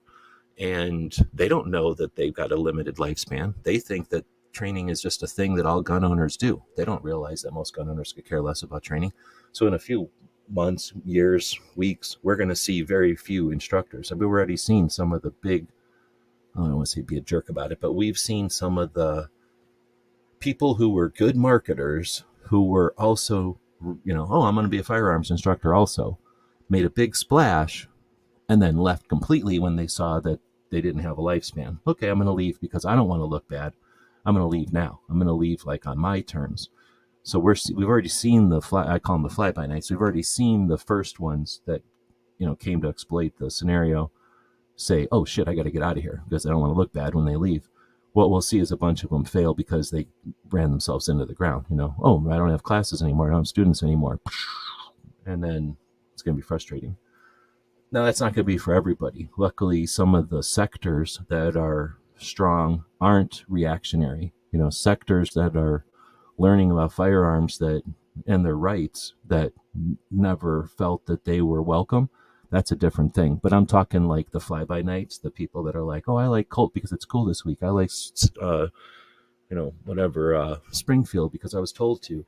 Those folks, they only got training because they were told it was cool or whatever, and their lack is gonna depreciate the influence there. So as far as the dry fire stuff, only certain instructors even like dry practice, and of those that do, they usually have an item that they like, and sometimes it's because they have a financial relationship with the place, sometimes it's because they really like the product, but either way, they're finite, and if they're going to have fewer students, then they're not going to grow, and those new instructors are just not going to be there. So I just don't think we're going to see a lot of dry practice innovation. I could be totally wrong. I'm not saying I'm reading the thing. I'm just reading the past. I'm not reading the future. But my guess is that we're about to see a lack. Now, I'm hoping that those people who got into guns because they're scared and they just jumped into a gun because they can are going to go, oh, guns are cool, and I'm not scared of them anymore. Let me get a rifle. Let me get a shotgun. Let me get a something else. Let me get a something else. Let me get a something else. So I'm not saying there's any doom or gloom here. I'm not pessimistic. I just don't think the training thing is going to stay because that's work. That's effort. And people they like playing around. People like enjoying themselves, but they don't like giving themselves work. Jacob's saying moving targets. I mean, when you think about the video stuff is amazing. So we definitely have moving targets with lasers and the scenario rooms and stuff. Moving targets in general, we've seen some remote control stuff, and we've seen some things like the Texas Star, that just spin around. So I don't know. I think we might see more moving targets. We certainly see an innovation over the last 5 to 10 years on recreational targets for people that have set up their own ranges, stuff that you would never allow at a public range because it's too many moving parts, or you have to go down range too often. It would just annoy everybody, or ricochet issues or whatever, or maybe it's too fragile or something. But when you're talking about a home range, which more and more people are, have or are creating, then we might see some moving target stuff. There's lots of fun stuff with spinners and screws. Like a screw can be a really interesting added benefit to a spinning target, because I've seen some ones that can like turn 90 degrees, pause, turn 90 degrees, pause, turn 90 degrees, pause, and it's just a weight falling down a screw with some slots. So essentially like very few moving parts, but it creates like a really cool interaction for the shooter.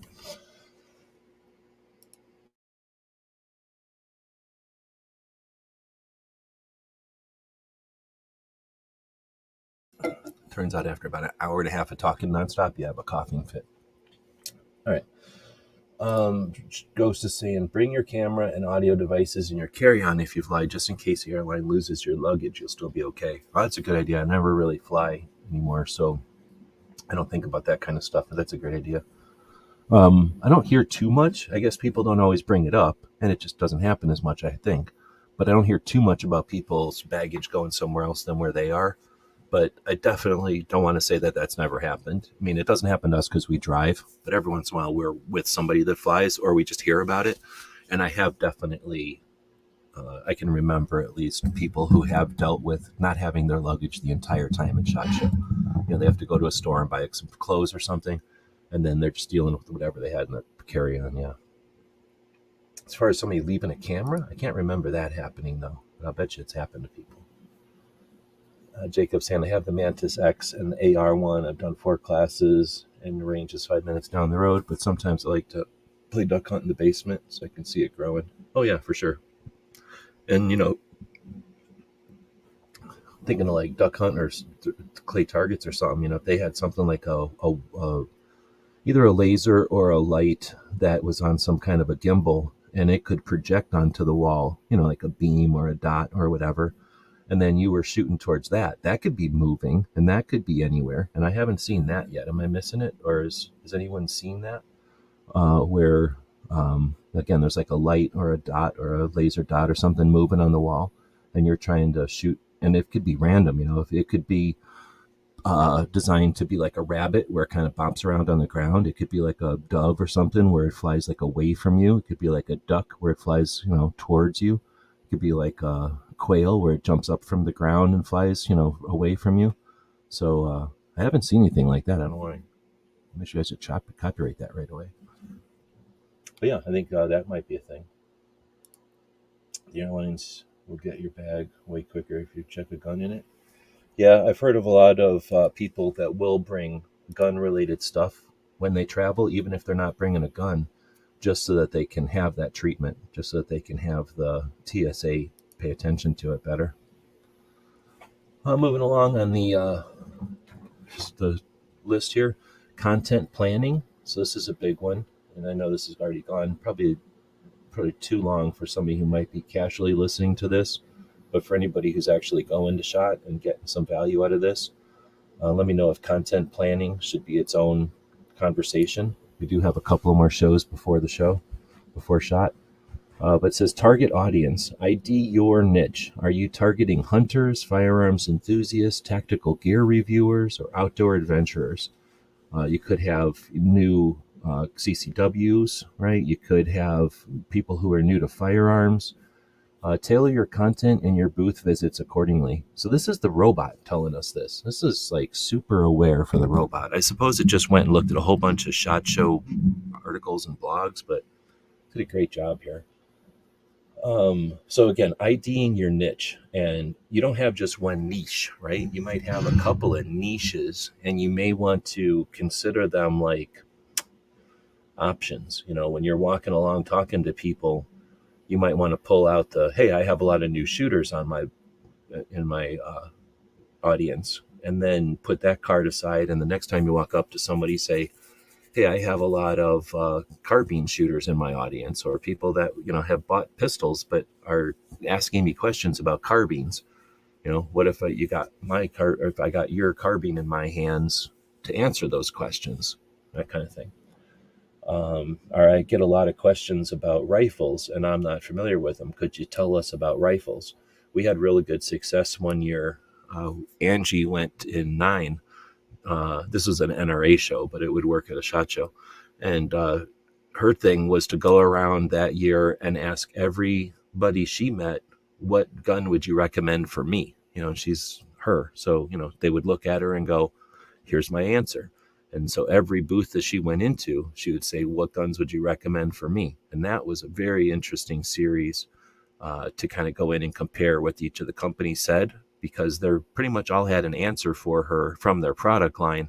And then a couple of them had a little more insight in reality. And I thought that was she came up with that. That was a great result. We had a really cool, not only did we get a lot of content for gun stuff, but it explored the show and it explored people's thought processes and what their priorities are in a different way than just doing booth reviews.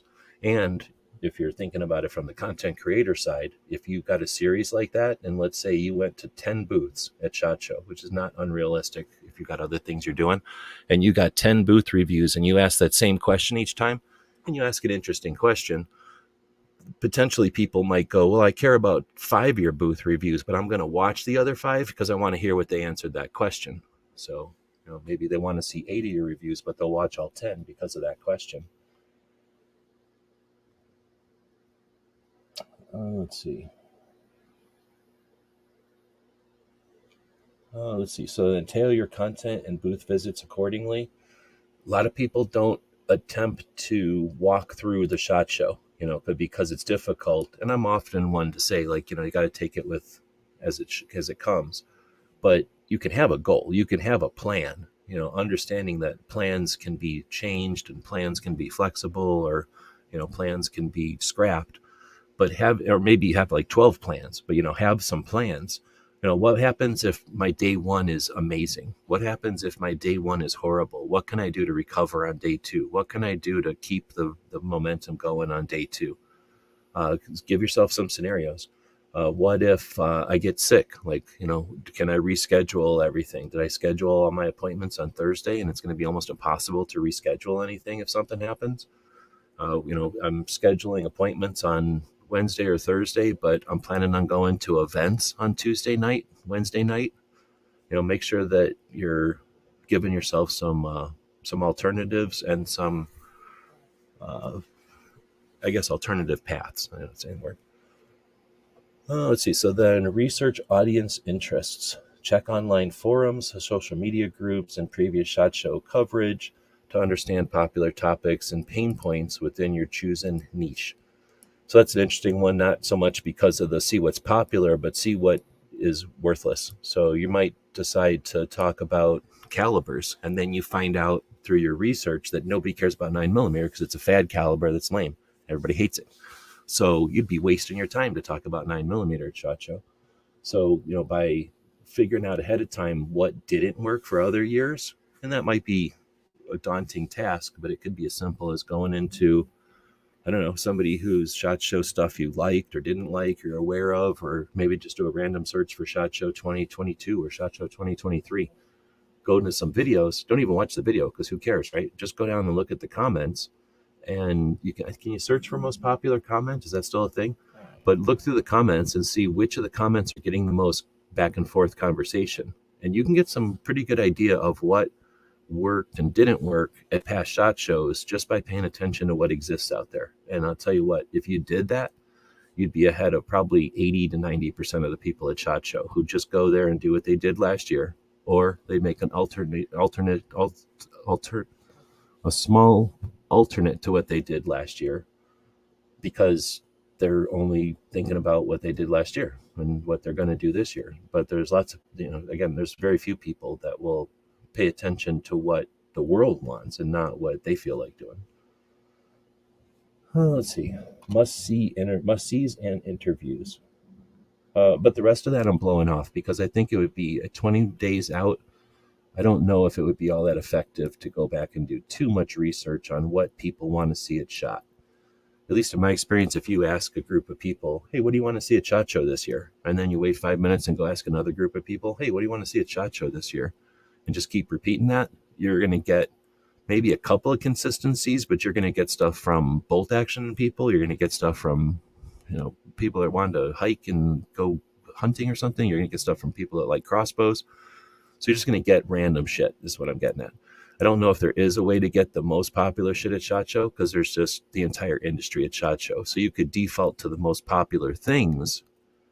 But let's say you defaulted to like the year that the Taurus judge came out, or the year that the governor came out, or the year that, pick the item. And you figure, okay, well, it's new and everybody knows about it. I'm going to go take a video of that. Well, that don't mean nothing, because people might want to hear from the person who knows so much about that company, or the person who has been chatting it up all year. So it may have a following, but it may have a specific following. Now, I don't want to shit on it. If there is something new that has a general interest, then most coverage will be interesting to most people. But every once in a while, you'll find something that it just isn't worth covering, because it's dominated by some group or some individual that, yeah, you can go get a video of it, but no one's going to watch it because everyone's going to watch so-and-so's. And I can't think of a specific there, but there's been lots of little popularity things. I'm trying to think of one, but usually it's like when a company comes out with a new color or something because of demand from an audience or a group. And yeah, you can go cover that thing, but the person who demanded it is going to be the one that everyone watches their review. Like, oh, we wanted this in blue, or we wanted this in chrome or something. And then it finally came out in chrome, and they all but named it the so-and-so model. Well, that person is going to get a lot of views on their review, but, will you? I don't know. So sometimes just being popular doesn't mean nothing, is what I'm getting at. And I'm trying to think of the companies that have come out with new stuff. Think of one like Glock. There's only about half the people that are going to give a shit. Smith & Wesson, fewer than that. I don't know. Keltec, a quarter of the people care. So, Taurus, some people care. So there's just no company out there that puts something out that everybody's interested in. That being said, I don't want to be that discouraging. That's should be encouraging, because it means that SHOT Show benefits, the community benefits by as many cameras as possible, taking pictures of stuff from as many angles as possible. All right, so I guess I'll keep moving from research and audience interests.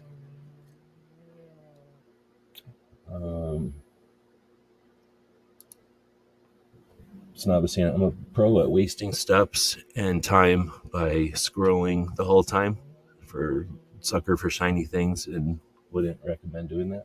You mean like just getting distracted and looking at the opportunities in front of you instead of planning it out? I mean, there's enough at SHOT Show. I mean, I guess it's possible you could find some path where you looked at only the least popular things, but that would almost be impossible, right? Like if you just went randomly looking at stuff at SHOT Show, you're going to just randomly hit a few things that are super popular and a couple of things that, people are going to like from your audience. So doing it that way is probably, it's less structured and less stress for sure. And I'm not going to suggest that you should never do that. If you're on your 5th year of SHOT Show, or your 7th year of SHOT Show, maybe your 12th year of SHOT Show, or something, like you've been going for a while, if you haven't taken at least a couple of years to just be there, and you've been going 100% the whole time, you're doing it wrong. Like, this is our industry. We're supposed to be having fun here. You might need to make money because you can't just fart around. But at the same time, if you don't intentionally or accidentally or unintentionally have a stress-free show, then at least try that, because having a stress-free show is different. Now, I wouldn't go enjoy yourself for the first 5 years, because now you're just wasting everybody's time, I think, because you don't know what's going on yet. You can't enjoy yourself if you're not comfortable. But once you're comfortable with it, and once you've done it a few times, take a year off and just go and have some fun. Don't be a dick and just stand around acting like everybody's on vacation, because that doesn't help anybody. But you can go and not have a lot of ambitions once you've gone a few times. And I think that helps to, and then, well, at least for me, I haven't loved it every time it's happened. It's been usually unintentionally, or I'm going to go even though I can't afford it type of thing. But those years have given me a chance to kind of not have ambition, I guess, or to not be thinking about 1,000 things and just kind of enjoy the show. And whenever that first happened, it might have been back in the day when everybody got sick or something. Like, I can remember having a lot more focus for the show Like I was trying to do stuff at the show up until probably 2012, probably 12. I was probably driven pretty hard. I really liked the show and I liked challenging ourselves and to do more and to, accomplish more at each show. And then, man, I don't remember anymore. It'd be tough to remember. But there was times when like somebody gets sick or something would just fuck up or something would get ruined.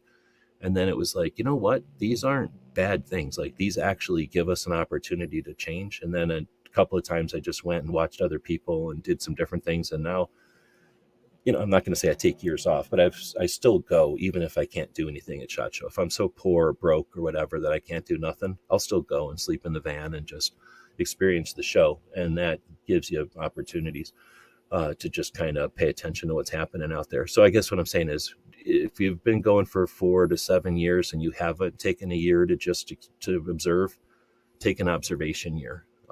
Understand, I would recommend having that in your general plan at some point. So don't challenge yourself or give yourself such goals at every show that you never give yourself a chance to rest. Just like muscles, you need a chance to experience. And those years when you don't have a bunch of ambition is when you get to just fuck off and hang out and do stuff. Again, don't get in people's way. Nobody wants you to just stand there and get in their way. But you just get a different appreciation. It's almost like being audience instead of actor, or being a passenger instead of a driver.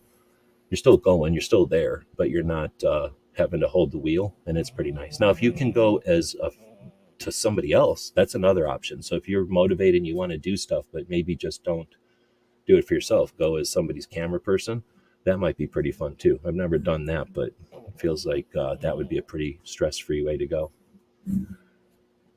Okay, so must-sees and interviews. I guess that was all preface because now it's about to get all nerdy and ambitious here.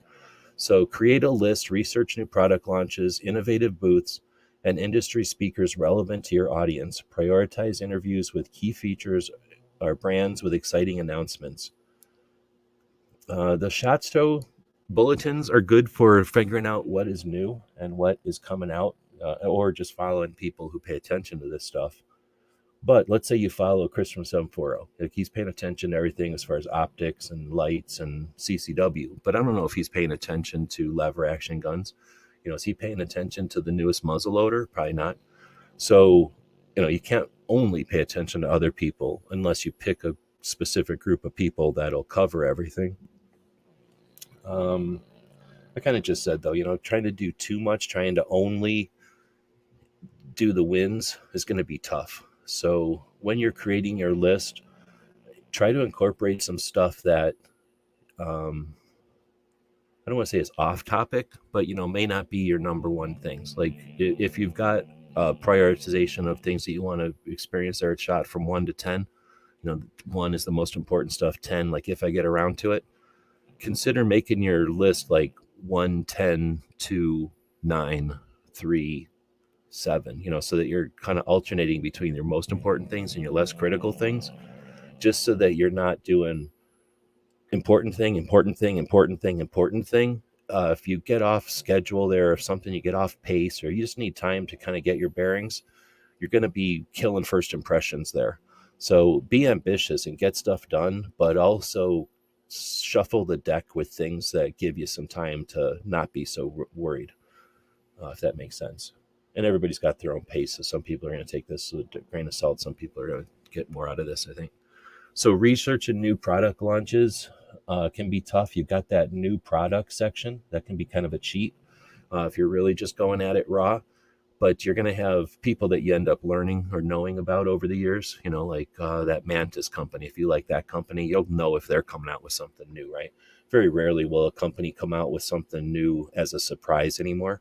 It is possible, though. So might be worth making some contacts now. Not being super annoying, but just like, hey, I'm going to be at SHOT Show. I'm hoping you will too. Anything new, anything I need to see at the booth. And reinforce some relationships like that and find out, opportunities. Now, if they reply to you and say, yeah, check out blah, blah, blah, now you're good to go. If they say, nothing this year, then maybe ask them if they know anything that you should be checking out. that gives them an opportunity to recommend a friend or something else they think is interesting.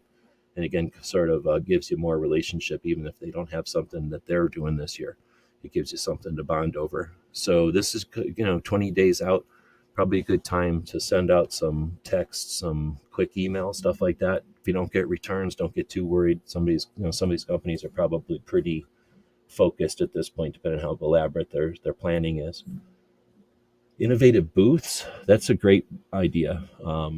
If you just have in mind that you're going to be looking at which booths are effective, which booths are cool, or which booths like have the neatest new tech, it's sort of like when you go into a room and you're going to look for everybody with a white shirt, or you're going to look for everybody who's left-handed. You're supposed to keep aware of your environment, but that's easier said than done. So if you give yourself little tasks like that, like every time I go into a restaurant, I try to identify how many people are left-handed. It doesn't cost you nothing. It gives you something to do, and it gets your scanning around. It gets you to observe and orientate, right? So same kind of thing. If you think about the booths, like what am I going to find with booths here this year? What am I going to find with, how many people are from Europe? How many people have boots that are colored orange? Just some characteristic of the booths, like innovation. That'll get you focused on things that a lot of people are going to have tunnel vision, and you can often do better than the next guy because you don't have tunnel vision. Most people that are there are going to have tunnel vision. They're going to develop tunnel vision. They won't realize it until they come home from their hotel room and shake their head and go, oh man, I had tunnel vision all day. So giving yourself some tasks, like, paying attention to booths, paying attention to where some companies are. That's another trick. Where's Keltec compared to Taurus? How many booths away is it? And that's just going to make you pay attention to your environment differently than people that are just like, now I have to go here. Now I have to go here. Now I have to go here. And I'd say 97% of people at SHOT Show are, now I have to be here. Now I have to be here. Now I have to be here. Just little straight lines like Tron, choo, choo, choo. And you don't want to get in their way. And they're really not there. You know what I mean? They're in their head. So get yourself out of your head once in a while and experience the show. So creating that list, though, industry speakers relative to your audience. I've never done that before, but there are presentations throughout the show where like an ammo company will have somebody talk, or somebody will have a competitive shooter be there to sign posters or something. So, you could put those into your list. I don't know how much of that translates to audience. Those are mostly like opportunities for the people at gun shops to say, oh, I've met, Miklik, or I've met so-and-so, so they can say that they've met them, so they can meet them. But as far as like how that translates to an audience, I've never really done too much with that. But could that be a thing? Like just to see all the famous people at SHOT Show or something and make a channel on that? I think it would be boring as hell, but somebody might like that. Anyway, creating a list. It's an interesting one. Scheduling appointments strategically. I'm going to have to drink some coffee for this one.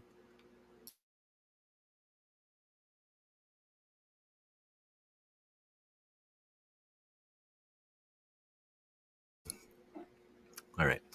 Scheduling appointments strategically. Group similar booths or interviews geographically to optimize your time on the show floor. Prepare interview questions in advance to maximize efficiency. That's a tough one, and they took an interesting tact at this one. So scheduling appointments right off the bat, that's a debate, whether or not you should schedule appointments or not. Scheduling them strategically, good luck. That's something that sounds good. It's probably a goal or something, but you don't get to run other people's lives, and they don't get to run their own lives. So those two statements means SHOT Show is very chaotic.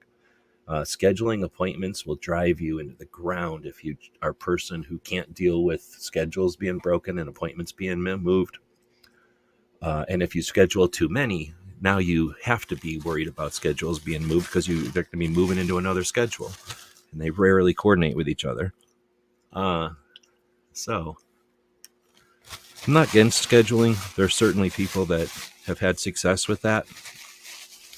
When you're the person who's running a booth, let's say that you're the owner or somebody in a marketing role, or maybe a developer or an engineer or something, like whatever your role is in the company, you go to SHOT Show and that's an additional hat you're wearing. Like not too many people are hired to go to SHOT Show to be PR reps. Some of them are, but very few companies have that. Usually the PR representative role is something that everybody takes on if they're comfortable or if they're, it's in their job description.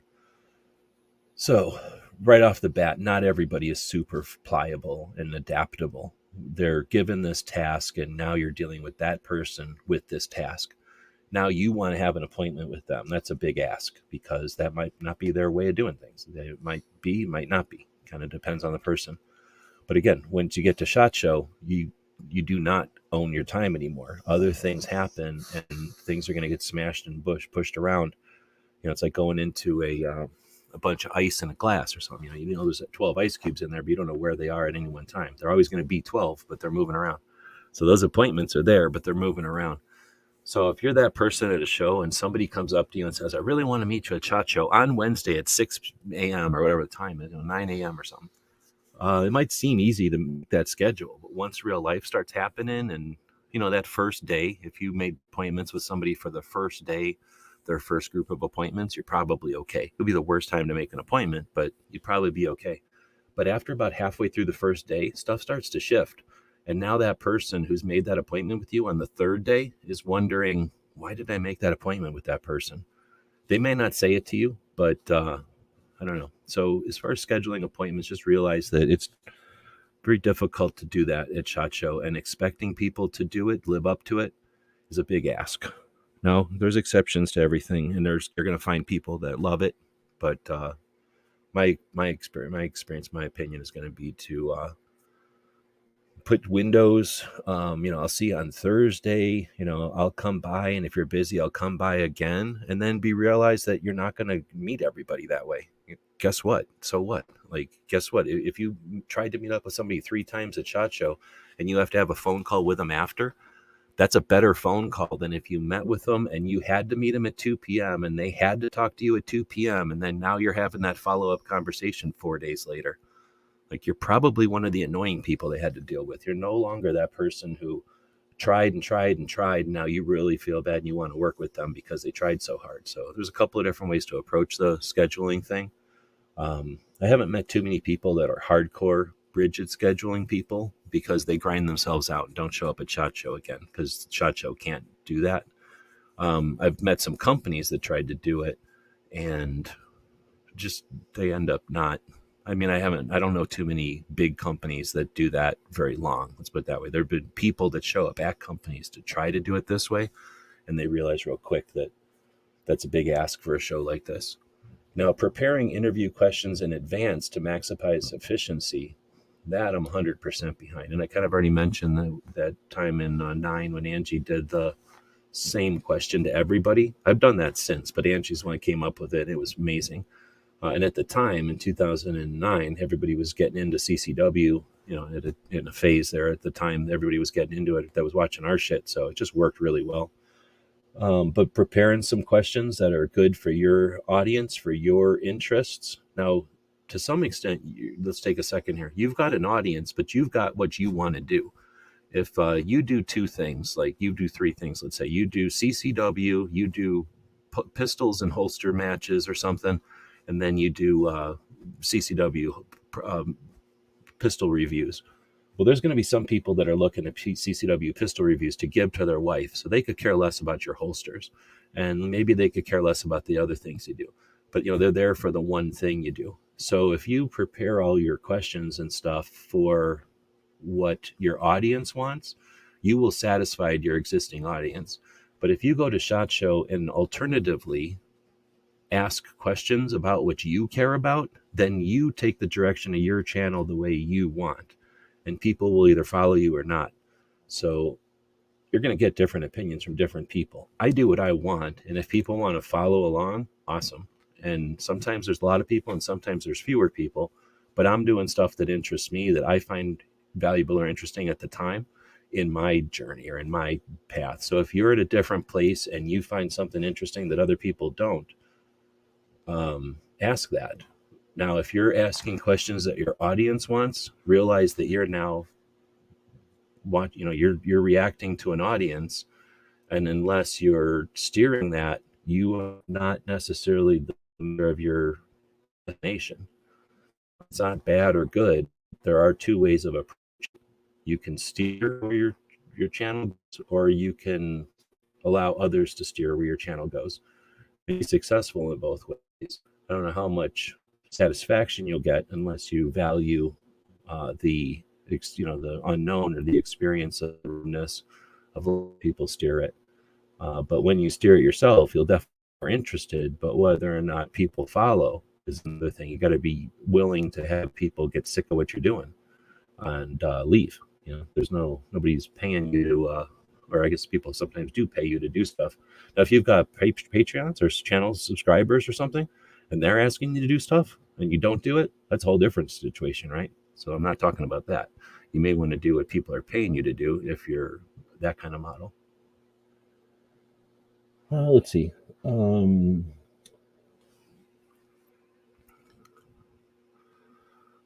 So SheFire says, I've heard that it's also helpful to see how brands market their products on their social media and see if there's any gaps that you can promote.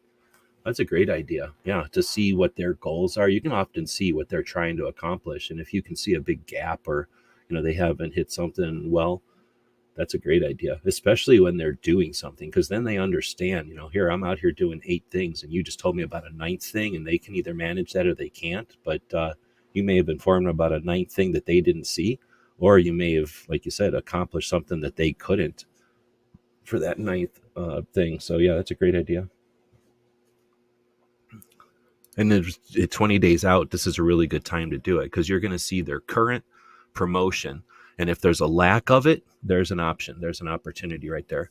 If there's a current promotion that's leading up to something, you can either help them facilitate that or, like you say, fill in gaps.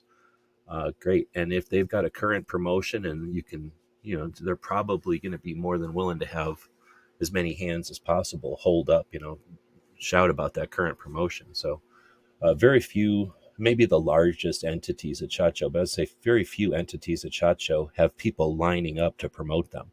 I guess people that pay the most have people lining up, and people that pay easily probably have people lining up. But everybody else is there to do business. That means they're there to put money on the table. They're just waiting for somebody to come along and say, hey, how can I pick up this money? That's a great point. Let's see. So Gunsan was saying I'm terrible at doing that, but at the same time, I've had good luck finding random stuff that's cool that way. Yeah, and SHOT Show is large enough that as long as you got your eyes open, you'll be walking past cool stuff constantly. Whether or not it's useful for everybody, or cool stuff is one thing, useful stuff is another thing, but you'll find both all over the place for sure. I don't know how to say it. It's sort of like you're either prepared to gather or you're going to go gather and see what may, right? So sometimes you go out and you prepare to gather and you bring some baskets and you bring all kinds of contraptions and apparatus to bring what you gather home, and you never find nothing because you spent all this time looking for apparatus. You didn't spend any time finding out when the best time to go out and harvest was, or you didn't do the other preparations, so your harvest was poor. But at the same time, you can go out there and kind of wing it and go, oh, I'll see what I can harvest today, and fill all your pockets and all your hands. And now you wish you would have brought a backpack because everything's in harvest, everything's ripe, but there's nothing you can do. You can't pick it all up. You didn't bring enough. You didn't prepare enough. So random is great. And I would consider random, like give yourself some times. Like, for example, one strategy. Hold on, let me shake this dog. He's making noises. What are you doing? What are you doing? You're ruining my show. You're ruining this show. Open your mouth. Open your mouth. Come on. He's freaking out. He's freaking out. He's getting all anxious about SHOT Show. He's freaking out. You're ruining my show. Quit it. Quit it. Well, turning him over and wiggling him. Nothing seems to work. Okay, now he's back to sleep. So,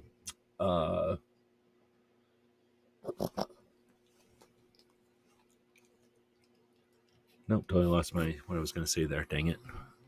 I was going to say maybe a strategy would be to do your appointments and your scheduled stuff in the mornings. Give yourself the afternoons off, or flip it. Schedule your stuff in the afternoons and give your mornings to walk around and see how stuff is. Another option is to just do like 2 big appointments a day, 2 schedules a day. morning, afternoon. Then you got all the time in the world to walk over for them. Now that might be not enough for you. You might be super ambitious and you want more quantity than 2 a day. Barely 8 conversations or 8 scheduled conversations at SHOT Show. But I think if you had to pick a number, 2 a day is probably a good, reasonable expectation, because you can get those 2 and still have the rest of the day to be productive. You could schedule, but then bounce around one of those and still be flexible enough, because you don't have that many appointments that day. You can be flexible and still make sure you get those 2 appointments. So I think 2 a day is doable and completable. Like, no matter what's going on with that other party, they'll probably be able to get you in on the day that you've scheduled. Maybe not the morning or the hour, but the day. And if you only schedule 2 a day, you could probably for sure get 8 appointments at SHOT Show. Now, you get 8 appointments and 2 of them pan out, that might be great odds for you. It might be a great ratio. But then there's somebody else that's going to SHOT Show, and if they have 8 appointments, if they don't get 7 relationships out of it, or 7, some 7 arrangements, then they feel like they've, not made enough production, haven't done enough at SHOT Show. Quit ruining my show. This is the second worst co-host I've ever had, making all these noises. So then, unique angles. What's all this about? Go beyond product demos. Listen to this. This is the robot recommending this. Go beyond product demos. Showcase human stories behind the brands. Highlight unexpected collaborations, or offer in-depth comparisons to provide your audience with valuable insights. I can't say that I went out to do this, other than I went out with an open mind and I'm willing to do this kind of stuff. But yeah, I've had ultimate fun and interest in the show by doing these kind of things, talking about the people, talking about how they got things accomplished, the backstories. A lot of people are like, hey, what does this do? What are the specs? What can this do for me? Why is it better than your competitors? But rarely do people go, what was the reason for this? Or, where did this come from? Or how was this developed? Or how long did this take? Not everybody cares about that stuff, but the people who built it usually do. And they don't get asked that question very often. So if you're looking for a unique or a separate relationship with a company or a manufacturer or somebody, then what they're normally going to get, one thing I guess you could do is look at the other reviews out there. And if everyone's asking them that same question, come up with a different question type of thing. But I think that these examples, these specific examples are some that I've used and are more along the path of what I'm curious about at a show like SHOT Show. Because I could call somebody on the phone and go, how long is the barrel? How much does it weigh? How many rounds does it hold? I can get that from the website. So having them tell me is the same as just a lot more effort than me just saying it myself. But what I can't do is say, how many people were involved with this, or like, how long does the development take, or in what state is this built? How many, how often do you run this line, or, how often do you run this caliber or something, where, can ask questions again from that other one, ask a specific interesting question or whatever. But, asking things that are off the beaten path, make yours the only video where you asked them, why did you do the 9mm instead of the 10mm or something? Think visually. Capture interesting details, action shots, and behind-the-scenes moments to visually engage your viewers and stand out from the crowd. That's kind of interesting. That's a little bit away from my style, but I think that's interesting for sure. And again, to keep your head from getting too much tunnel vision, if you're thinking about how do I get a different shot than everybody else has, how can I showcase this product differently? I guess one of the things that I started doing in 8 is I went over to multicam to Cry, and I asked them if I could have a chunk of multicam, and they went, yeah, sure. And they had these big concrete pillars back in the old convention center, and they thought they were going to have a big concrete pillar in the middle of their booth, but they didn't. So they had this big piece of multicam that they brought that they weren't going to need, that they didn't use to cover a pole that they didn't have. So I just asked them, hey, can I have a big piece of multicam? And I still have that piece. I could go grab it right now.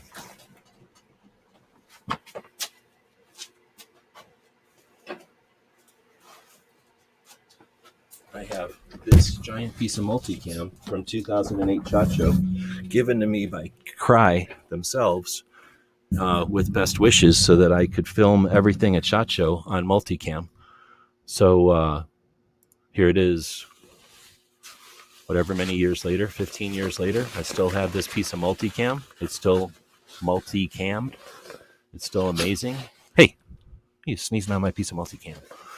And it's super lightweight. I can drag it along. It's huge. It's as big as like a tablecloth or something, but it's 300 denier, I think. And that makes it super good. It's made in USA, of course. So this is super durable, wrinkle-free. Notice it's got the hairs on it because it's legit. But I can carry this around. I can spread this on a table, or on almost everything at SHOT Show is a glass cabinet. So instead of filming on a glass cabinet, boom. Now all my videos have a multicam background. So you could bring something else. You could drag something else along. You're not allowed to bring multicam because I patented having reviews on multicam. But you could take some lesser camouflage around or some other lesser color around and film on that.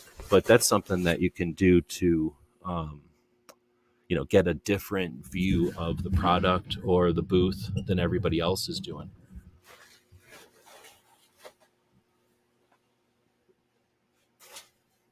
Not a good place to throw it. I think I just dumped over a whole bunch of shit.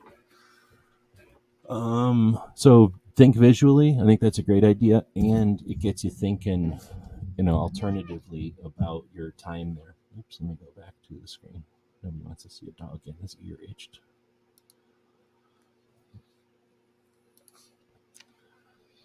So context formats. Mix it up. Combined pre-recorded teasers with live streams, interviews, product reviews, and short features to keep your content fresh and engaging. Nobody does enough live at SHOT Show. Not even me. Like, I get tired, and I keep telling people who are out there that don't go to SHOT Show, if you're not going to SHOT Show and you're listening to this, you will not have a better opportunity to get free SHOT Show stuff than to go live and invite a bunch of people who are at SHOT Show. Do that every night.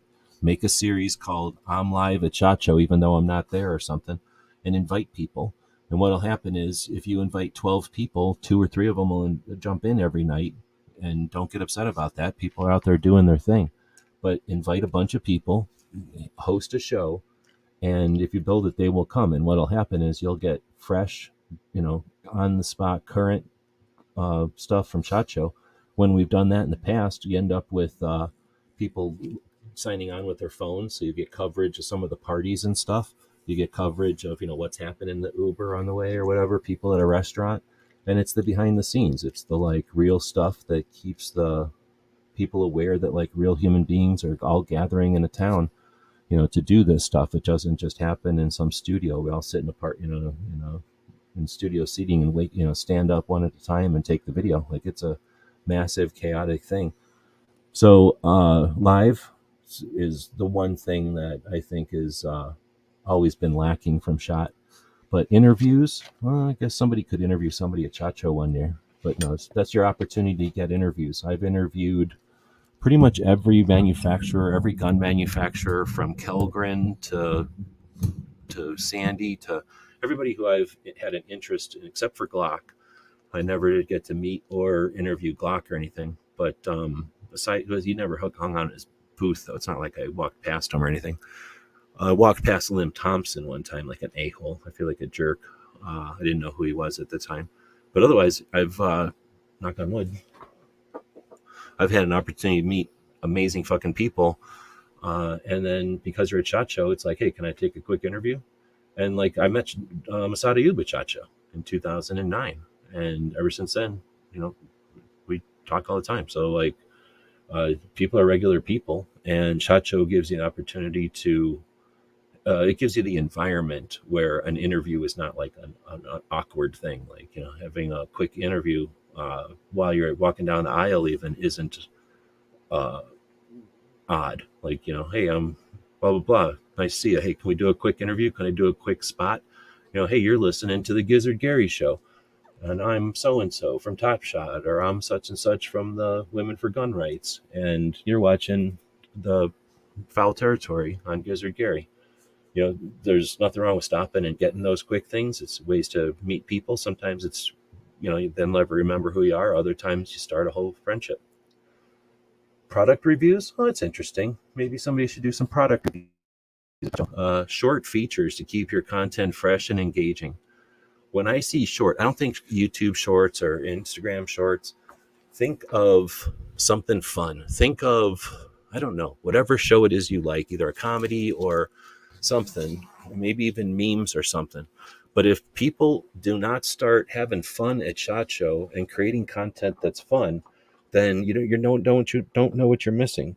Some of the, I'm not a big fan of the Redditors and that, but they are probably the only ones that really have fun at SHOT Show, just screwing around. I'm not saying disrupt anything or be an asshole or a nuisance, but for crying out loud, like, have some fun with this place.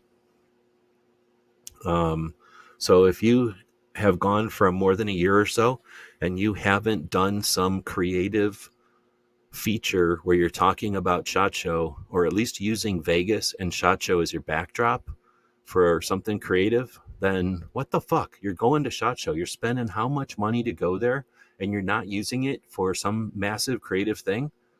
Come on. We should be opening walls, right? We should be expanding. Our job is not to effectively do what somebody already did. Our job is to, well, we don't have a job, but our opportunity, the thing that we have as not rigid, instructed entities, we can develop, we can evolve. So when I see that short form thing, I'm thinking like people having creative fun in not long 2-hour documentaries, but in fun short featurettes. So consider having some fun and doing something very creative at SHOT Show. If you want to be known, do something worth knowing, right? Doing the same thing as everybody else already did is not something that sets you aside from everybody else. Let's see. Ghost is saying would love to meet Moss. I can't believe you never met him yet. If I'm ever in the same room with you, I'll introduce you for sure. He usually goes to the meeting room a couple of times. He just doesn't hang out up there because, well, can you blame him? Let's see. Utilize social media. That's an interesting idea. Share live updates. No, I just mentioned nobody does that. Sneak peeks. That must happen. I just don't pay attention to it, I guess. But I guess that's popular. Or it must be happening. I really don't know. Engaging snippets. I see a lot of that. I think those are useful. That's probably the thing I pay attention to most. On platforms like Instagram Story, who cares? We all know where to put your stuff. But part of this whole thing from earlier about learning your audience and stuff is find out where your audience is and where it might be. So SHOT Show, we're spending money, we're spending time, a lot of effort to go there and do this stuff. Think about how you might be able to branch into new places. For example, what's that place called? Rumble? There's a whole bunch of stuff that we may or may not be able to mention over here on the YouTube side because of YouTube rules and monetization and blah, blah, blah. So consider what you might be able to do to place things in places to create engagement or to create audience in places, right? Let's see. I think I'm behind. Yeah, that was this one. So, think about where, hey, if I wanted to branch off into TikTok and I can't talk about guns on TikTok, but I could do all these selfies on TikTok. I could talk about all the people I met at SHOT Show or something on TikTok. I could talk about what it's like to be in Vegas on TikTok. I could do I could feature the travel portion of my journey to SHOT Show as a travel thing on TikTok. And if you're trying to make money, let's talk about making money. If you're trying to earn a couple of bucks while you're at SHOT Show, I guarantee you will make more money talking about your travel to SHOT Show than you will about SHOT Show stuff. Unless you go to the industry and say, hey, I'm so good, pay me. The internet is not going to pay you for going to SHOT Show. The internet will pay you for traveling to Vegas. Like the internet you can earn money off the internet by just talking about your food, your rental car, your baggage, your shoes that you wore, the pants that you chose. everything like that can make you money going to SHOT Show. And if you're not doing that, well, let's talk sometime. But so these other platforms that may not work for your gun part of SHOT Show, well, again, it's hard to say you should be, but you certainly can be making extra money off of these. What do you call it? Like the stuff that we're already doing, the additional things that we do that we don't even talk about when we're talking about our gun stuff. We don't hardly ever talk about what camera did I buy and why, what microphones did I buy and why, what shoes did I wear and why, what bed did I sleep on and why. All that stuff can be very lucrative on the internet, and we're already doing things that most people aren't bothering with when we go to SHOT Show, and we're just leaving all that money in the hotel room and on the floor. So if you want to talk about any of that stuff, let me know. Then networking and collaboration. So we're going there with 2,500 media, and we're going there with 60,000 of the industry. If you just go there and leave without knowing more people, I'm going to say you're doing it wrong. We are not individuals. We have individual freedoms, but those individual freedoms come together in liberty, right? Like our own individual freedoms come together in liberty. And we do that as humans through networking and collaboration. So this is the entire industry being brought to Vegas for a week. Some people are exploiting that by having little parties and little times to decompress and try to, whatever. But there's so much potential there, so much potential. Let's look at the military, who we should look to more often. And you have units, you have branches, you have teams, you have all different levels of the structure that get together at SHOT Show. You've got meetups of Marines in general. You've got meetups of units. You've got meetups, this is just because they all happen to be going to SHOT Show anyway, so let's all meet up type of thing. This just happened. This evolved. No one told them to. They just saw the opportunity and they took it. These are people that understand the value of living a lifetime. And if you're going to be putting the effort and you're going to have all of your, peers in the same place, in the same town for a week, why not take advantage of that? It's actually, again, leaving potential on the table, leaving it there for Bloomberg to sweep away if we're not taking advantage of this stuff. So if there's one thing that I'm discouraged by SHOT Show is the lack of networking and collaboration that happens within realms or sectors where it's necessary. Now, of course, it happens where capitalism, where it's happening, holster makers and pistol manufacturers are getting together and holsters are getting made. But Second Amendment activists, just hanging out there. Anybody who is of the similar type and sort, however you want to divide us, there's very few, except for military, there's very few events that take place focused on whatever it is that either divides us or unites us. So massive potential there. Would love to see organizations like FPC did a great job, has been doing a great job the last couple of years, filling a role as a networking event. They bring they create a place for a bunch of activists to get together and say, hey, not structured, which is probably good, but because there's no structure, it's just happening, right? It's not being driven, it's just happening.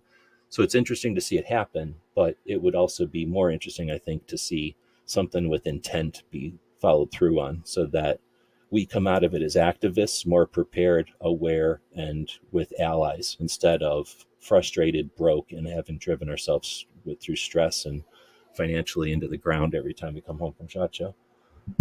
But anyway, so connect with fellow creators, join online communities, look for Facebook groups. It's stupid internet. Fuck Facebook groups. Look for servers of places like Discord, or what is it? Gilded is better. Forums dedicated to firearms content creators. Beyond that, there's probably groups out there that you can find. Unfortunately, Facebook still monopolizes some of that. I've had to use Facebook recently, but I don't like it, and I quit using it as much as possible again.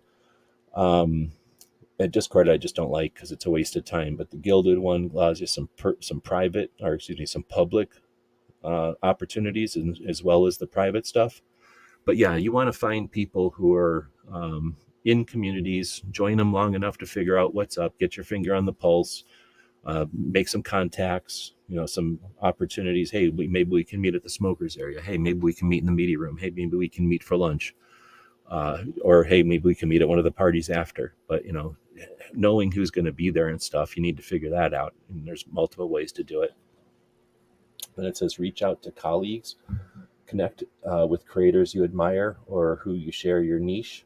Plan meetups, and brainstorm collaborative content ideas. So that's going to be very difficult at the show because everyone's being pulled 6 ways from Sunday, and there's the time where the sand. What's that thing called? The sand is constantly trickling down. The timer is constantly on. So at SHOT Show, there's a little less tendency by most people to just stand around and bullshit. Now, if you catch somebody in the media room and they're taking a break and they're tired as shit, that might be a time where you can get something accomplished.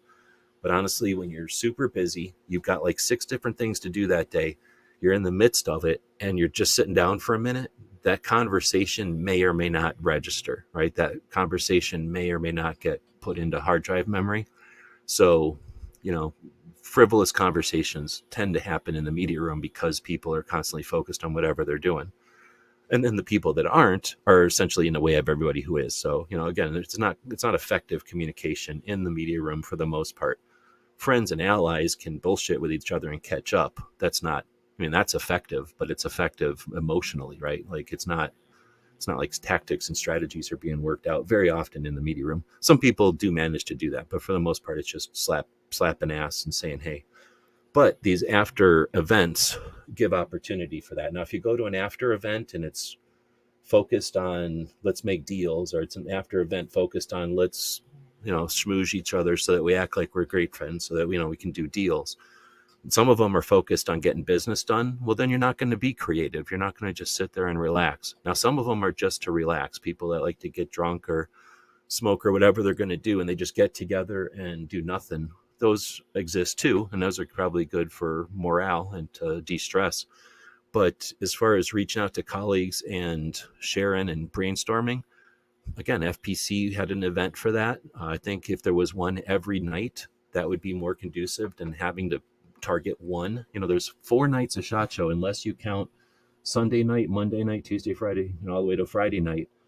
You could have 6 nights of SHOT Show if you count the nights. And we have a national level gun owners' rights organizations that bring in way more than tens of millions of dollars every year. You're telling me we can't have a consistent Second Amendment focused meetup every evening somewhere adjacent or near the event so that people who are walking can get to it and people that are Ubering can get to it? I don't know. I know it's not a Second Amendment event and I'm supposed to shut up about Second Amendment shit, but for crying out loud, the entire industry is there and we have an opportunity to do more than we've done. So this one is, again, one of these things that we have a bottomless pit of potential here and we fart around looking over the edge. We don't do anything with it.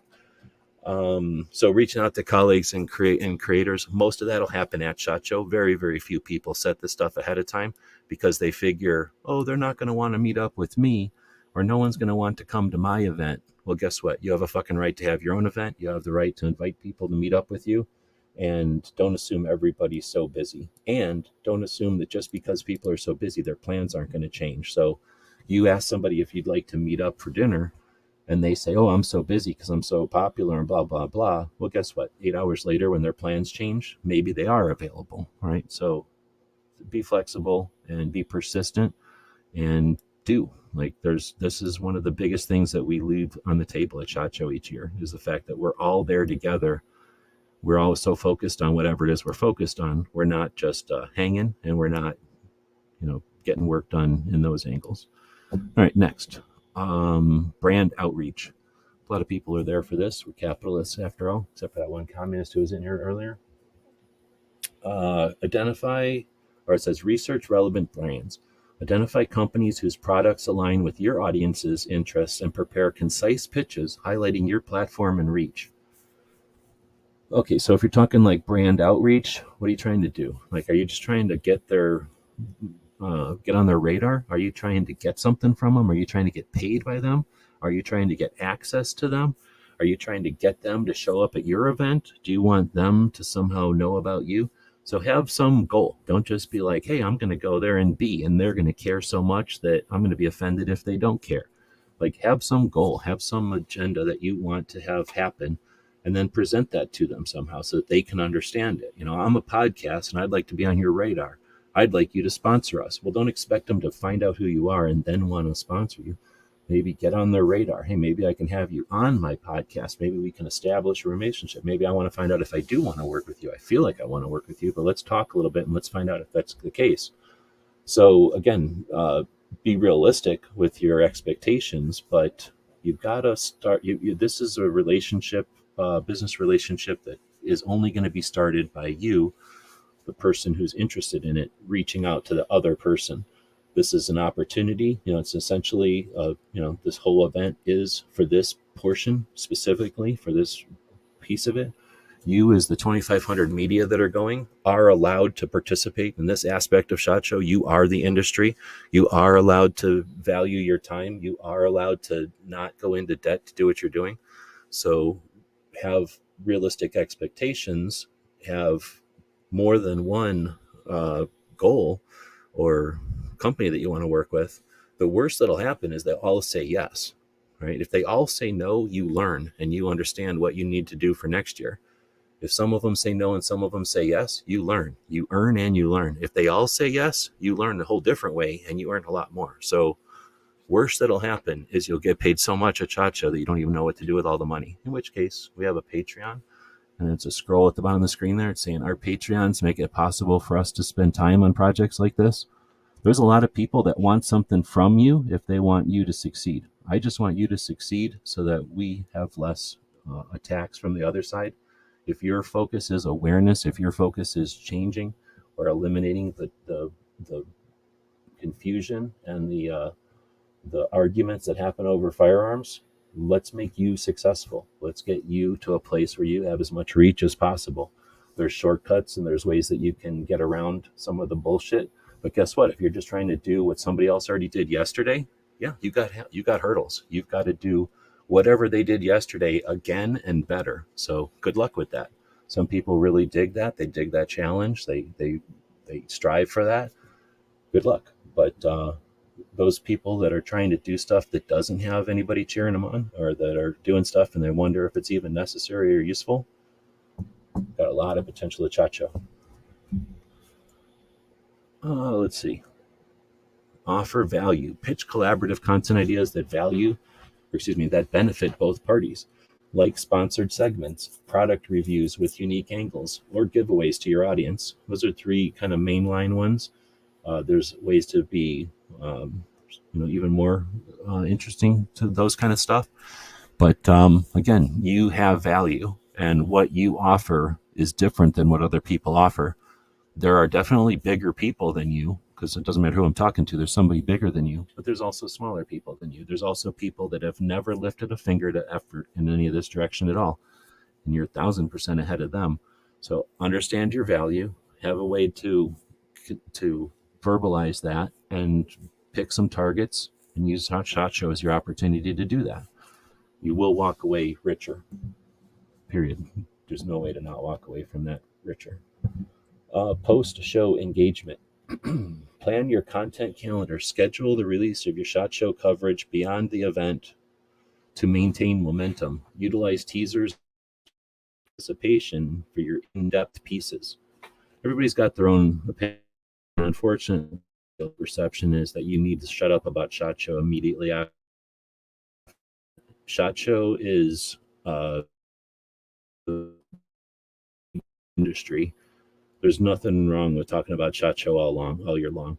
We talk about revolvers all year long. We talk about bolt action guns all year long. We don't just talk about things during their season or when it's appropriate. So anybody who thinks that is made up their own rules. They're listening to somebody else who decided to do it that way, and they're justifying it based on tradition. So do whatever you want. My suggestion is do your SHOT Show stuff consistently, like every week.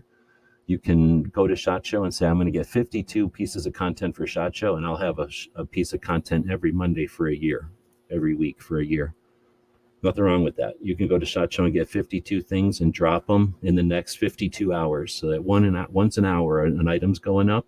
Who's going to get more pissed off at SHOT Show? The audience that had to watch a flood of SHOT Show garbage in faster than they can absorb it, or the week for a month, for a year. It's not the SHOT Show is perishable. So the people that are doing it wrong lose an audience with SHOT Show coverage. Everybody else, cements audience with SHOT Show coverage. Engage with your audience, respond to comments, answer questions, and continue the conversation about the products and trends you discovered at SHOT Show. Unless you're not doing stuff live, if you're just presenting, if you're just there to do show and tell and walk away, then I'm not talking to you. So, you're not listening to this either. But most of you who are listening to this, who give a shit about engaging, being part of a community, this is obvious that you're going to be doing this anyway. But yeah, SHOT Show is your opportunity to get your finger on the pulse. I talk about it all the time. I go to the show so that I can see the show. I can see the industry. After your third show, you'll know what I'm talking about. Your first show, you will have to figure it out. Your second show, you'll figure it out that you figured it out. And your third show, you're experiencing the industry. By your fifth or sixth show, tell me what you think. Like, there's people out there that are on their fifth or sixth or seventh show. You know more about the industry than other people. Now, there's gun shops out there, and you're like, how does this gun shop read everything so well? Maybe they go to SHOT Show. Maybe they've been going to SHOT Show for 17 years, for 27 years. They know the industry. They might only be a little gun shop in Oklahoma City, but they've been going to the industry event for 27 years or something, and they know what's going on out there. Bonus tips. Pack comfortable shoes and stay hydrated. Navigating the vast show floor is a marathon, not a sprint. Definitely, I should know this, but last year I wore cheap shoes because I was like, no, he's going to tell me what kind of shoes to wear. So I wore really cheap shoes, and my big toenails are still dealing with it. Like, I destroyed my big toes last year just by wearing dumbass shoes. So I'll probably be buying some decent shoes this year. I haven't found good ones yet. I've tried a couple of different options and I haven't found good ones yet. So it's not crucial, but the more you can eliminate as far as hassle, the more you can spend time on your show, right? So if you're dealing with your shoes, if you're dealing with diarrhea, if you're dealing with sickness of some sort, you're going to be dealing with that. That's in your body. You're dealing with that. And now SHOT Show is inhibited. So shoes are an easy one. You don't get to choose when you get sick. You can choose what you eat, but you can't choose, or you can choose your shoes, I guess. Staying hydrated. Everybody's got their own opinion on that, I guess, but I'm the type that drinks a lot. So that's usually not an issue, but it can be, since you're not in your normal routine, since you're not doing your normal thing. Like, I always have this big old cup of water, right? Or in this case, it's coffee right now, but most of the day it's water. So I'm drinking like 3 or 4 of those a day. What if I'm at SHOT Show? I'm not, carrying that thing around. So it might be off your pace or off your routine. So, mentioning get a bunch of water in you. If you do go to the media room, then, down a thing of water every time you go in there. That's an easy thing to do. Let's see. Prioritize comfort and keep water readily available. One of the things that the media room is good for is giving us water. The rest of the show has gotten better and better and better at that. But for years, the regular show had no water at all. Like, you had to go to the bathroom and drink out of the sink or something if you wanted water. I guess there was probably like 2 or 3 drinking fountains in the place, but there was just not a lot of free water. Lately, last few years though, there's been free water everywhere, which is super nice. And at the media day, or at the range day, there's a lot of water. So water. For most people, you're at 2,000 something feet. I forget if we figured out what Vegas was. I think Vegas is like 3,000 feet. So Vegas is even taller than us. But for most people, you're living at sea level, unless you're like us and you live up in a mountain. The rest of you are all living at sea level. So Vegas is the desert. It's going to be drier than you're used to. It's winter. So depending on where you're at, you're going to think, oh, it's not as cold as where I'm from. I'm not wearing a coat. And then it gets cold at night in the desert. And then the dehydration. You don't realize how much water gets wicked out of your body when you're not drinking a lot of it. So water. Next up, for bonus tips, respect exhibitor time. Be mindful of company schedules and keep your questions or interview requests concise and focused. Yeah, if you can't read people to know when you're on their nerve, then you shouldn't be doing business. Like, get used to figuring out when people are sick of you and get out of their way before that. The last thing you want is a bad opinion at SHOT Show. It's easy to do, unfortunately. People walking around with the wrong badge holder. You're never going to get business with people when you're walking around with the wrong badge holder. It's just the way it is. But a lot of people don't even think about that. They just walk around with the wrong badge holder, basically saying, don't do business with me the whole time they're there. So there's things you can do inadvertently, but learn those things, then do better. Wear a decent badge holder. And now you're saying, I'm worth doing business with. In fact, you probably want to do business with me. And as far as schedules and stuff, companies do have schedules. They can't help it because people they deal with are going to want a schedule. You can be one of the people that require a schedule, or you can be that open person who deals with their schedules. Just going to keep saying that. Capture quality video or audio. Interviews and booth demos can easily suffer from noisy show floors. Invest in good microphones, portable audio recorders for clear sound. I know everybody likes this one, so I'm going to go ahead and keep saying I don't give a shit about audio. Yeah. Audio is good. Everybody likes it. Let's say you go to a booth and you get bad audio. Is it over, or can you say, hey, I got bad audio. Can you send me some of that stuff so I can get a better review of it? I don't know. There's open doors and there's closed doors, and you can run around and get 100 booth interviews. I've gotten 304, not me, but our crew has gotten 340 booth reviews at SHOT Show before in 4 days. So anybody that wants to challenge that, go for it. We have 340 documented in 2010. Anybody that wants to check it out or beat that record, go for it. We didn't do that by worrying about audio.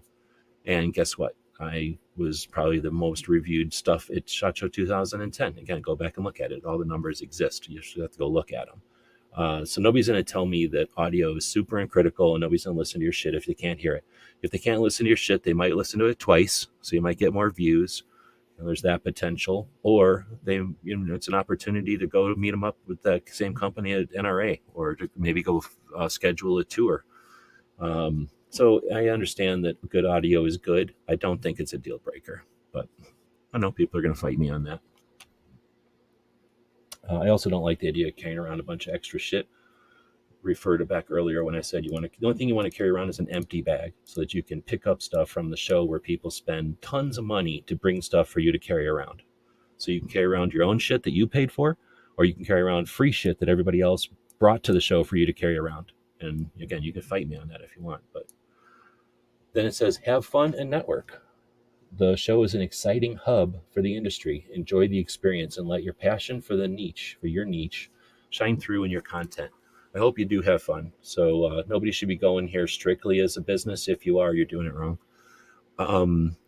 This is an awesome industry. We have an industry that not only is fun and is full of good people, but what we end up with a strong firearms community is a strong ethic, a strong relationship ethic. People that are secure in their being don't need to be reckless with a firearm. And those who are working against us and our property insist on putting those people who are reckless, those criminals who are reckless, as the representative for all gun owners. So no, that's not the case. Gun owners are awesome people. They're people that understand responsibility and cherish that and value it and have a good time with it.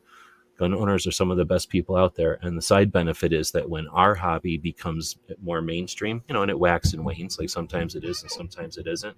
Sometimes that's our influence and sometimes it's our lack of effort that causes it to go back and forth. But when guns are popular, everyone is happy. And when guns are unpopular, like, everyone's still happy. Like, it's a great industry to be in. And I guess what I was saying is when we achieve awareness, the country just becomes more comfortable. So we're in a great industry and we've got lots of potential. So hopefully people are having fun. I have met some weird people in the industry, but almost always, and if I thought about it, I could almost say 100%, those are the fly-by-nights. Those are the people that come into the industry to take from us, and they are uncomfortable and annoying while they're here, and they cause strife and trouble, but then they leave. So we always have them, unfortunately, some number of them, but they're always on their way in or out. the people that are here, the people that are just comfortably call themselves the firearms community, are amazing people. So yeah, have fun with them. It's a great place to be. SHOT Show is fun, and Vegas is awesome. So hopefully that worked as something for the last 3 hours talking about this yet again. Guess what we're going to talk about next week? SHOT Show more. So if you've got questions still, or ideas or potentials or something, feel free to bring them up. I'm trying to make this a post right now. SHOT Show. How's that for a tag? And then that's now a post over on the Substack. As we were talking here, I was creating a post over on Substack, and once it actually finishes loading, oh, I didn't put an image in there. I'll have to put an image in there. Oh, I haven't been doing this on the screen either. So now I'll take the link to this and drop it into the thing. And if anybody wants to check this out, feel free. But like I say, next week we'll do the same kind of thing, but with more specific questions, or actual, we'll address specific situations people might have coming up. We can use this as an outline, or if you've got something that wasn't covered in this outline or whatever, this week's topics, then of course feel free. If I can help with it, I'll attempt to do so. All right, so with that, nobody's saying anything, so we'll end this one at 3 hours. Thanks everybody for joining us. I guess one thing I do want to do real quick is head over to the YouTubes. All right, what are you going to do with me here? Open up the YouTubes. Am I still screening over here? We'll see if Cape Gunworks has their 2A Tuesday segment going yet. It's a little early. Oh, no, it's not. It's 1 p.m. So we'll click over to subscriptions. Looks like Chris has his show coming up. Ghost has a show later on tonight. But I don't see one from Cape Gunworks. Let's get down here and find, oh, there they are, Cape Gunworks. Today is Every Second Matters, so if I didn't mention that enough during the show, second day of each month is an opportunity to talk about what our Second Amendment protects. If that's something you're interested in, do it on the second day of the month. It's a great way to kind of remember that our Second Amendment is there, and that if we don't talk about it, the other side will. And we have usually more positive, useful things to talk about than the other side. So in my experience, the more people that talk about the benefits of our Second Amendment, the more often we create educated people in the middle who are aware, may not have a feeling one way or the other about guns, but if they understand who we are, it's more difficult for the other side to suggest that we are, the horrible people that they conflate us with. That being said, I don't see anything going on with Cape Gunworks, so I think I'll take Chris's show over here. Wait, is Chris's show today or Thursday? Where did it go? Where did it go? I was just looking at Chris's show over here. Here we go. Scheduled for 1/11. Oh, that's for forever. So we'll do Ghosts show. Just open that up like this. Grab the URL like that. Find this stream. Go to there. Click on redirect. Put Ghost Show in there. And now when it's over, it'll recommend you go check out Ghost Show later. But I think Cape Gunworks will be up for Second Amendment or 2A Tuesday on the Grace Curley show sooner than later here. I'm going to recommend you check that out. Toby in Massachusetts does a great job focusing on both gun topics, because he's been a gun owner his whole life, and the issues that are happening in Massachusetts. On Wednesdays, they do their radio show, and they'll have an hour conversation interviews type of segment with different people in the community. So it's a great show, and on Tuesdays they take all that info and offer it to the listeners of the Grace Curley radio show. So it looks like, I guess, I don't know if I'm doing this show at the right time. The time things really screw with me in Arizona because everybody else's time changes around me. I might be doing this show an hour early because I keep missing Toby's thing, or he's just posting it later each week. But either way, I'm going to recommend you go check that out. Chris will have a show coming up in a couple of days. She Fires is out there, has a show on Sundays. And Hillbilly has a show on Saturdays right after Brooke Cheney, who has the Suicide Prevention Saturday, which I'll leave it on that one. All right, so thanks everybody for joining us live, and we've got a couple more weeks before SHOT. If I can help making that as effective as possible for you, let me know. So next week we can talk about some of those topics. Otherwise, we'll be back to pick you up later. We do have a store at Gear Websites. I'll leave with a commercial for that store. If you want to grab something from over there, it's always appreciated. As capitalists, it helps us keep our things moving, and you get something in return by buying something. Thanks to Foss for the commercial, and we'll be back tomorrow for the Instagram show. Captain, a vessel approaching. On screen.